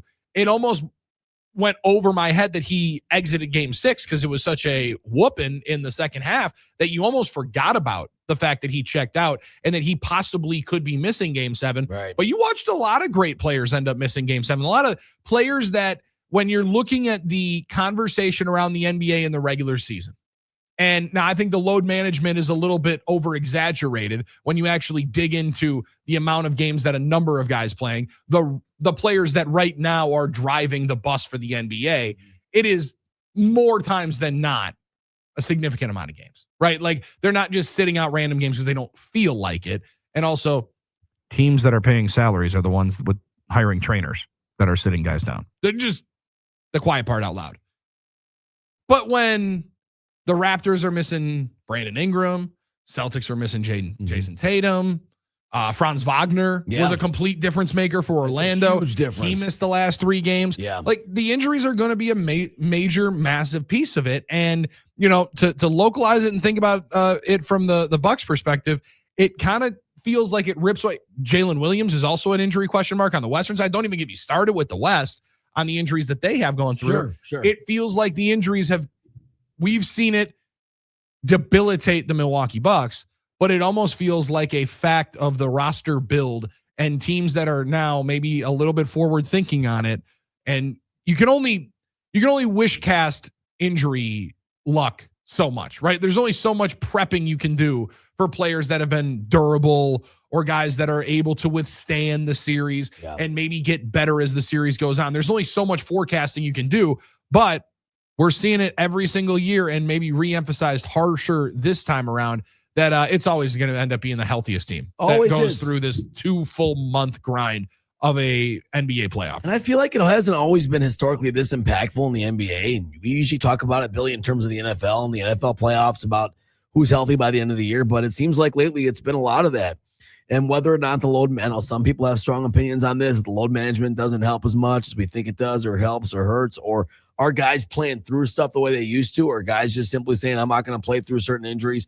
Not really sure. It's an individual thing, case by case. Only those guys know. But the reality is these injuries, Billy, are having a big effect. And, you know, we saw the Jaylen Brown numbers. Yeah, they went up, but he also took a lot of shots there in that situation. So it's not a good look for him, I think, to complain after him giving the chance to say, okay, can you do it yourself? Can you will this team to victory? And I get it. Maybe the roster isn't what it was with Tatum out, but they couldn't get it done, and the Sixers did, and you're going to run to that excuse. I don't know. Pretty rough one. But the injuries are having a monster effect. That Wagner one is a monster impact on that the Magic and Pistons series. And we know how that one turned out. So, yeah, I think that's a fair kick to the balls. I really do. What about a fair game ball to, even though in a losing effort, Paolo Banchero? My man answered the bell after he had a dismal 4 for 20 performance on Friday night in Game 6 at home, where we almost had back-to-back days where teams were trying to out-brutalize each other in the terms of they were trying to play the worst half of basketball any of us have ever watched. This was if you were nostalgic for those 90s NBA, especially like little mid to later when there were 70s and 80s, those games. Last Thursday and Friday were your games. Those were your games. Just beating the hell out of each other, can't make shots, a struggle to score, just an absolute rock fight type feel. That was your moment right there, yeah. But my man Banchero came out with 38 yesterday, knocked down 4 triples. He did everything but win that damn game for Orlando. They were close, but just not good enough. Cade Cunningham's legit, man. Amazing talent. Incredible, and feels like one of the players that now the rest of the NBA world is starting to be able to learn a little bit. Well, you know, when you're a young team, Billy, and you have a season like that, 60 wins, first, all that stuff, there's a little bit of, all right, but you got to show us what you can do in the playoffs. More so than ever, I think you'd say, right? Because this is the era where the regular season and the playoffs have been the most vastly different, right? So it can be a lot of, you showed us a great season, regular season, but what does that really mean? How good really are you? And for the first 4 games of the series, it was like, I guess you were a paper tiger. Like the emperor has no clothes. Like you aren't that team. You aren't very good. And to the Pistons' credit, they found a way to reverse that whole Titanic around and bring the ship back up and reverse the entire narrative around that team and around what they're doing. Now we'll see what they can do in the next round. The East is wide open, but to their credit, you can. And I like that Banchero also in the post game came out and said, "Look, I'm going to be completely honest with you. We haven't got it on the first round, so I'm not really sure if we do have enough talent to go deep in the playoffs. I don't know if we are that team." He was honest about it. He didn't give any excuses. Blunt, that's for sure. And maybe that's what you need out of a leader, because the Magic are hoping that he's going to be that guy, obviously, in the future to emerge as their centerpiece, as the guy that can bring them to deep playoff depth. So, is that a message to the front office? Say we need to get better. We need more talent? Yeah. I also, if I remember correctly, there was some good headbutting going on between him and the head coach. Him and Jamal Mosley, I believe, is the pronunciation on my man's name. Yeah. That feels like That guy. Out of here. Hey, guy right there. And maybe, hey, we need some more help. We need Giannis. I'm not really sure if this is all posturing. Now, I wanted to, before I forget, wanted to mention quickly on the Jaylen Brown thing. 136 to 132 foul calls in that series, so pretty even. Oh, so wow. That doesn't really help for his argument there, as opposed to like Bucks Sixers 2001, where they had the Bucks had twice the amount of foul calls. I was going to say almost doubled up. I'm just going to say that, yes, 25 years later, I don't know if I'll ever get over it. That's just the way it is. I do like that Jaylen Brown is just like, hey, man, they're screwing me. How are you guys not watching this? But Billy, it's these Twitch streams. I mean, we talked about podcasts. That's fair. They get people in trouble. Yeah, people talking. I mean, now Twitch streams are doing it. Quick game ball to my man, Dave Gasper. Ooh, let's go, Dave. Filling in on the Brewers show yesterday. Well done, Dave. You sounded great. I was listening to it, getting the Brewers fans ready yesterday. Well done. And I think you're doing it today as well. I am. I'm filling in for Hunter again today. He needs another day to kind of recover there. And yeah, talking baseball for an hour is surprisingly not that difficult. No. That's a labor of love. Let him know. Yeah. Let him know. And I want to say, I don't know the right way to say this. Kick to the balls to all baseball fans right now. We saw the Johnson. Yeah, we got a fist fight breaking out. Very sad. Yeah, I was going to give John Sterling a game ball. Well, he gets the game ball. He gets the game ball, but you're right. It's a kick to sports fans. You're right. It is a kick to all sports fans coming out over the last couple of minutes that the legendary voice of the New York Yankees, John Sterling, has passed away. 86 years old. He is the voice of some of the greatest catchphrases in all of broadcasting. Yeah, he was a master at doing and that. a true performer of the industry. Not as much anymore are you allowed to... Again, I want to make sure that I do this right.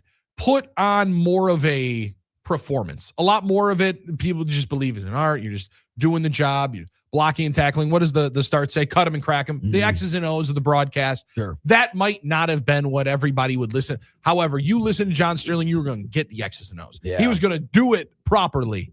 But my man was an absolute showman. And that celebration of the Yankees win, where he's just going 9 rounds, invisible boxing there in the broadcast booth. My man getting hit in the head with a baseball and then continuing to do an inning. Ouch, that hurt. That one actually got me. People would think he was almost the greatest broadcaster in a cartoon. Because you're like, this guy sounds, there's no way that's actually him. Actually, that Billy, was how he did it every single day to the greatest level. It's sad that he again feels like one. We said this with Bob when you unfortunately passed away last year, and it feels like we're losing those guys every single. And it does feel like John Sterling might be like the last of that great generation of dudes that did it just a different way that I don't know the folks coming out of Syracuse are going to be able to do anymore. Well, I don't believe there's ever going to be the putting on the performance and the art of broadcasting and loving the game that way. Yeah, to your point, it wasn't necessarily the Vin Scully, picture perfect blocking and tackling textbook way to do it. But in a lot of ways, Billy, and you talk about those golden age guys, he was the one that almost was made more for this generation of media, for the videos on the broadcasters, for TikTok, for the catchphrases, for the funny highlight moments. In a lot of ways, he was more built for that with the way he was delivering the goods and delivering the content. So I know that's fair. It might actually allow folks to feel like you can be a little bit more boisterous and have some fun in there. Now, granted, he's also in a booth, right? He's not going to be like our kids at High Point that had the broadcast cam on them who are losing their ever loving minds on the court. That's a little different when you're sitting up in a booth and you're broadcasting to fans. He got to be the biggest fan on the radio. That was pretty cool. And a sad one to lose because that's an absolute legendary guy. A text message for a Mark Teixeira bomb. Some of just the greatest ability to give nicknames. The Gardner Plants one. I remember that one. That's another great one. An A-bomb right in the from time of Desperate A-Rod. Housewives where Gardners were planting a lot of things from what I remember. Pause. Yeah, no doubt about it. And like I said, I just feel like, this day and age, every broadcaster coming up is going to have a tape on himself, right? I mean, and he never came up that way, but he just did it because that was the way he did it. And that's what I always appreciated about John Sterling. So tough blow. And obviously did it for the iconic franchise, the New York Yankees. They also, if I'm not mistaken, didn't they he kind of retired, and then they're like, hey, by the way, the games suck now. They Can you brought him come back back and do more games? They brought him back. Yeah, that's right. And then they Billy. almost won the title, which would have been in the year that they brought him back. Like that would have been a great cap to it. Instead, you done good, John. Rest easy, bud. All rise. Here comes the judge. Was that Aaron Judge's? I'm just trying to find the best. Some of the famous El Capitan. It's a Soto photo. He's wonderful. Oh my goodness. There's so many. Robbie Cano, don't you know? I remember. Yeah, that's another good one. And don't you know? He was hitting a lot of bombs. Oh, Robbie Cano had a lot of help hitting those. Great player for that time. Oh, that's a tough one. That is a titan of broadcasting lost. And John Sterling, congratulations on a beautiful sports life. Well lived. 877-794-1973. Also kicking the balls to Celtics Nikola Vucevic, who was traded. Yeah, we got a fist fight breaking out in the cabin. Yeah, there might be a fist fight breaking out in the cabin after that video. Did you see the video that they were able to capture of Vucevic sitting on the sideline picking his nose and eating it? I think I missed that one, and I'm kind of happy I did the way you're describing it, but I don't think I saw it, Billy. My man, they zoomed in on this dude at the absolute worst possible time. Had to do a conversation quickly. I mean, a little 7-second. Here's Nikola Vucevic, who they picked up at the trade deadline and then ultimately got hurt. I think he broke his hand and missed like maybe a month and can't really get himself back in. And now here's my man doing the third grade move of picking his nose and eating the booger. Now, be honest, guys. Now that we're on camera all the time in this business, don't you get worried about that a little bit? No, because I don't eat my boogers. Yeah, I don't eat my boogers either, but I'm sure that if 100% of the time I'm not perfect, not embarrassing myself on this here stream, which by the way, you can find us at YouTube, X, Facebook. We're always on there. That's actually a really good question you ask, Armen. It's huge. I mean, I got to be honest with you guys. You know, it's me. I'm not 100% perfect. I mean, I trip over stuff in my own house all the time. So I'm sure I embarrass myself, but thankfully I don't think anyone cares enough yet to make me viral for scratching my nose or Yeah, I think I don't eat boogers though. When the first thing I did, me personally, I'm not going to speak for everybody else, but for me personally, my first week getting paid in sports media. Yes. Right after I was an intern, and by that they mean guy that works for free and gets coffee. And cut podcasts. Yeah. I was tasked with going to the Greg Monroe introductory press conference. Your big break, right? My big break. Big moment. Big signing at the time. Obviously. Huge signing. We went crazy. 3 years, $58 million. That was gonna be a legit piece. That was exciting. He was the interior scorer that you needed. Well, and Dave, that you actually still dropped the ball into the post and let the guy, God forbid, play big. The Moose is loose. When the Moose was being interviewed by Sophia Minert, I potentially put my recorder back in my pocket and readjusted myself right live on camera. So I think I've done the worst things you can be doing in video. So maybe that's just where I don't have any shame in the video stream being able to see us. But I think that just softened the blow for me, Armen. There's not going to be much that this stream on YouTube is going to catch that's going to be worse than the 20-year-old Billy looking straight into the red light of, at the time, Fox Sports Wisconsin, and then realizing oh my God, I'm about to get fired. And then my phone buzzing, and then realizing that the unit was talking about it and did 2 hours on it. Oh, wow. That's tough. Dude, it was, actually it was. It ended up being the big break because I got back and my man Mario that trained me goes, I wish I would have grabbed myself like that 2 years ago. You never know what's going to work for you. I wish I would have grabbed myself on camera 4 years ago. I'd have been in a lot better spot. So listen, you never know, kids, what's going to be that moment. You turn that frown upside down. Yeah. You turn chicken into chicken salad. All of a sudden, you could be sitting here hanging out with Armen Sarian, and dreams almost could be made true. That's right. Dave Gasper's on the other side. He's producing the program today. He's also hosting the baseball pregame show tonight as the Brewers get set to take on the St. Louis Cardinals. They go and take on the Redbirds. Dave will get you ready. Hunter Baumgart will hang out with us coming up tomorrow. Generally frequents our program in the third hour on Mondays, but get another day of reprieve, another day of recovery, and we get you who's hot and who's not on the other side from Donovan Jorgensen. Heating and cooling, that is on the other side. We also have our Wake and Bake story to get to. We got a lot of fun stuff to be able to roll through here as well. And some more kick to the balls and game balls rolling through here on a beautiful Monday in the good land. You got it on Fox Sports Radio, Wisconsin, 1070 AM Madison, 920 AM Milwaukee. It's the Huddle.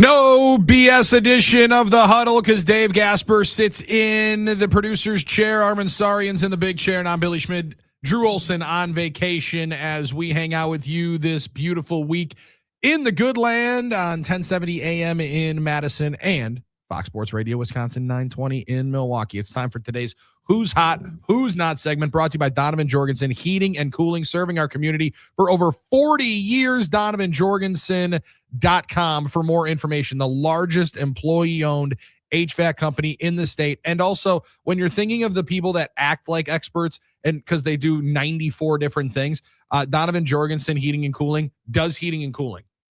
Yes, crazy idea. Like you get what sometimes you get, yeah. you go to a place that makes wings, and you're like, you know what? I'd really like a burger today. I don't know. Maybe go to a burger shop. Maybe go if you need HVAC advice and help. Sure. Go to Donovan Jorgensen because that's what they do. Go to what It's the experts not do. all of a sudden going to be a plumber showing up at your door trying to fix your HVAC system. I'm a handyman. None of that stuff, right? Like No. a generally. No. Heating and cooling is what they do, and they've been doing it better than everybody else because they're the largest employee-owned HVAC company in the state. DonovanJorgensen.com for more information. Who's hot category of who's hot, who's not. Hard to not put Jarrett Allen in that mix. My man closed out the game last night. Center for the Cleveland Cavaliers like nobody's business. Dominant 22, 19 boards. Had a double-double in the third quarter when they ultimately outscored the Raptors by 20 and won the game.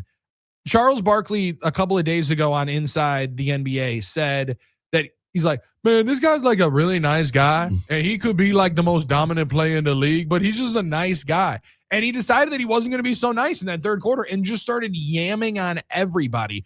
Got himself in on a super special graphic that said only him and LeBron James. That's generally a good group to be in. Sure. Only 25-10 playoff performances by a Cleveland Cavalier in history. Yeah. So that's a pretty good company to be in. Ultimately earns you in the hot category for that. Hey, can I give a honorable mention for hot for hockey in French Canada? The Canadians last night winning Game 7.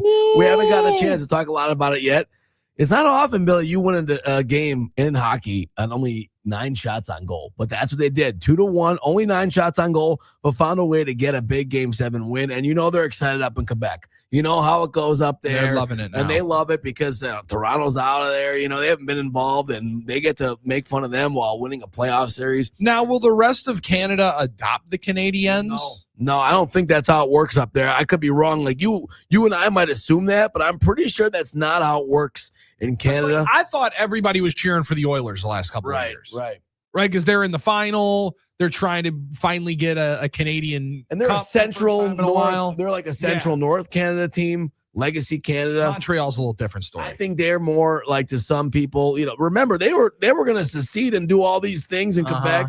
So I think there are a lot of people that aren't like big fans of Montreal. Now, maybe Edmonton was more the uniter. I'm not really sure. Maybe like Ottawa's like that. I'm not really sure. I like that. I like that there's a little bit of a divisiveness up there in Canada. Hey, and they're like, we know how long it's been for Canada to get a Stanley Cup winner, and then they were the last ones in '93. So we'll see.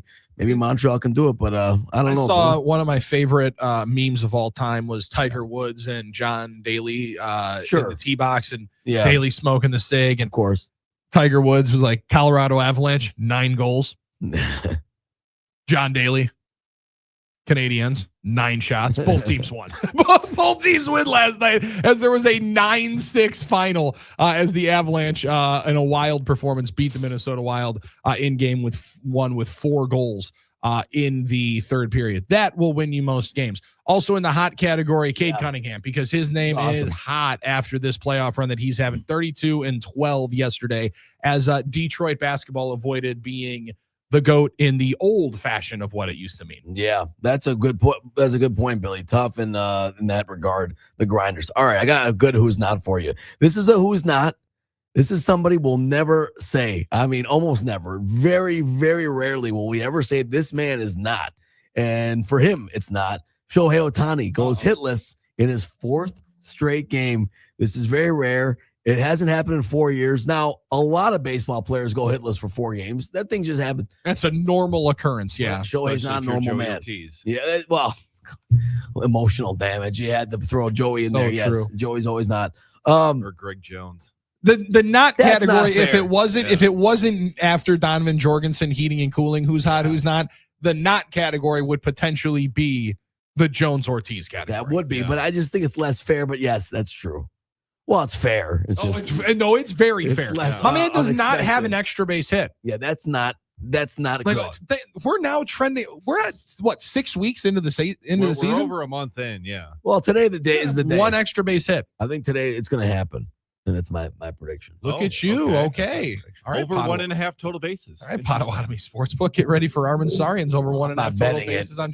I'm not betting You it. just said today was the day. Come on. If you didn't know, I believe Put your money where your mouth is. Today's the day. All right, today's the day. By the way, Shohei's over his last 14. That hasn't happened since 2022 when he was over 12. I saw him get plunked yesterday on like the slowest curveball of all time. Yeah. And it hit him right center cheek.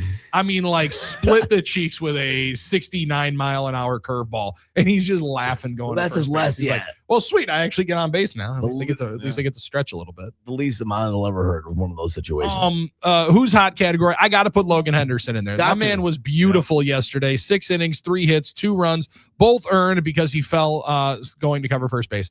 That's a tough scene. Tough scene for Logan Henderson, but 8 Ks, no walks.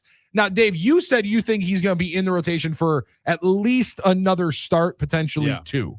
Yeah, I would expect that just with Brandon Woodruff being on the IL. Now, Woodruff says he thinks it's going to be a minimum stint.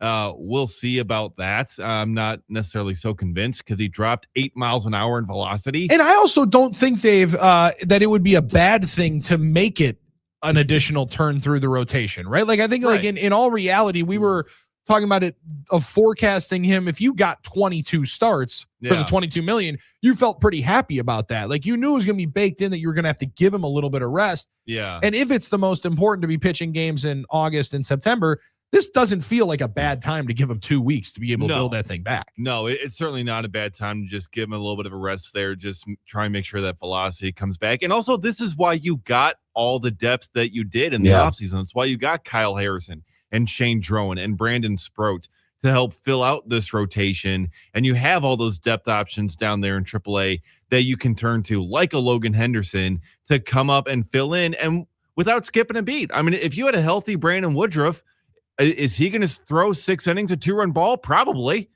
So, I mean, Logan Henderson, this is exactly why you have this depth. And I'd expect them to run with him until Woodruff comes back. I also would urge them to use Logan Henderson because he's just been good when he's come up. Now, granted, I know he's 24, right? And I know last year, what did he make? 1 or 2 starts, right? He had the first start was really, really good. And at some particular point, you don't want to be wasting his good stuff, right? Don't waste his good bullets down there in AAA. We were just joking about it with Wags. Right. In a sad, almost morbid sense. You know, these guys that are pumping 96, 97, upwards of 100 miles an hour are going to potentially have an injury at some particular point. If the guy can get big league hitters out, do it in the big leagues. Let's get big league hitters out. Let's do this instead of getting guys out at AAA. He had a 1.02 ERA. For Nashville. Is that good? 102. That seems pretty good. Sources are saying that's pretty good. He also looks like on that stuff, yeah. He also appears to be because he's not as small as Zach Davies, but gives a little bit of Zach Davies vibes. He does seem like the guy that you'd not be worried about, right? She tells you not to worry about. All of a sudden, Logan Henderson comes up. I see what you're saying. Goofy mustache, and he's like, "Yeah, don't worry about it, man. We're just friends." Like yeah, 100%. All of a sudden, well, she's ghosting you. Because Yeah. she got Logan Henderson now. She said, get out of here, bat boy. Good That stuff. is a wild story, Dave. Has anybody ever followed up on the Zach Davies love and no longer love story? That's a great question. I haven't heard anything. It crossed my mind a couple months ago that I remember that happening. I think the reason people haven't done it much is because he hasn't been that good in the major leagues since. He's been He playing is still. lately? I was going to say, I think he's still in the big leagues, if I'm not mistaken. At least he's on this year's MLB The Show. You know what? I don't know. I mean, he has not listed anywhere this year in Baseball pitched Reference. in the majors in 2023. Wow, With maybe it Arizona. ruined his career. Wow, that shocked me. So I guess that's your answer. He thought he was the man, and he was hot cheeks that last season in Arizona. In the who's not category, Zach Davies, after he ghosted his wife and just basically told her that we're no longer married because I'm blocking your number and never talking to you again. Yeah, it sounded like a real piece of work with that. That sounds like a guy that's in the not category. Yeah. Potentially who's hot? Maybe Zach Davies' ex-wife. I haven't maybe looked. trend line could be going way up for her. Oh, I didn't mean physically. I just meant like in terms of success and situation. I know what you meant. I know what you meant. Life enjoyment. We're gonna make Although that. also probably. I was gonna say probably not super unfortunate looking. 877-794. I'll try and do some research on this. Maybe I'll try and work on this. Someone's got to be on a podcast. Someone's got to care. The problem. I was gonna say played. This feels like a Kelly Stafford podcast in the waiting. I wonder if Jonathan Lucroy will dive into that on that's the next one. That's going to come up this week sometime. So the Lucroy video that I saw, you mentioned it. By the way, Donovan Jorgensen, heating and cooling, the best employee-owned, largest employee-owned HVAC company in the state of Wisconsin. DonovanJorgensen.com. Don't get somebody that acts like an expert. Go to the experts. That's DonovanJorgensen.com.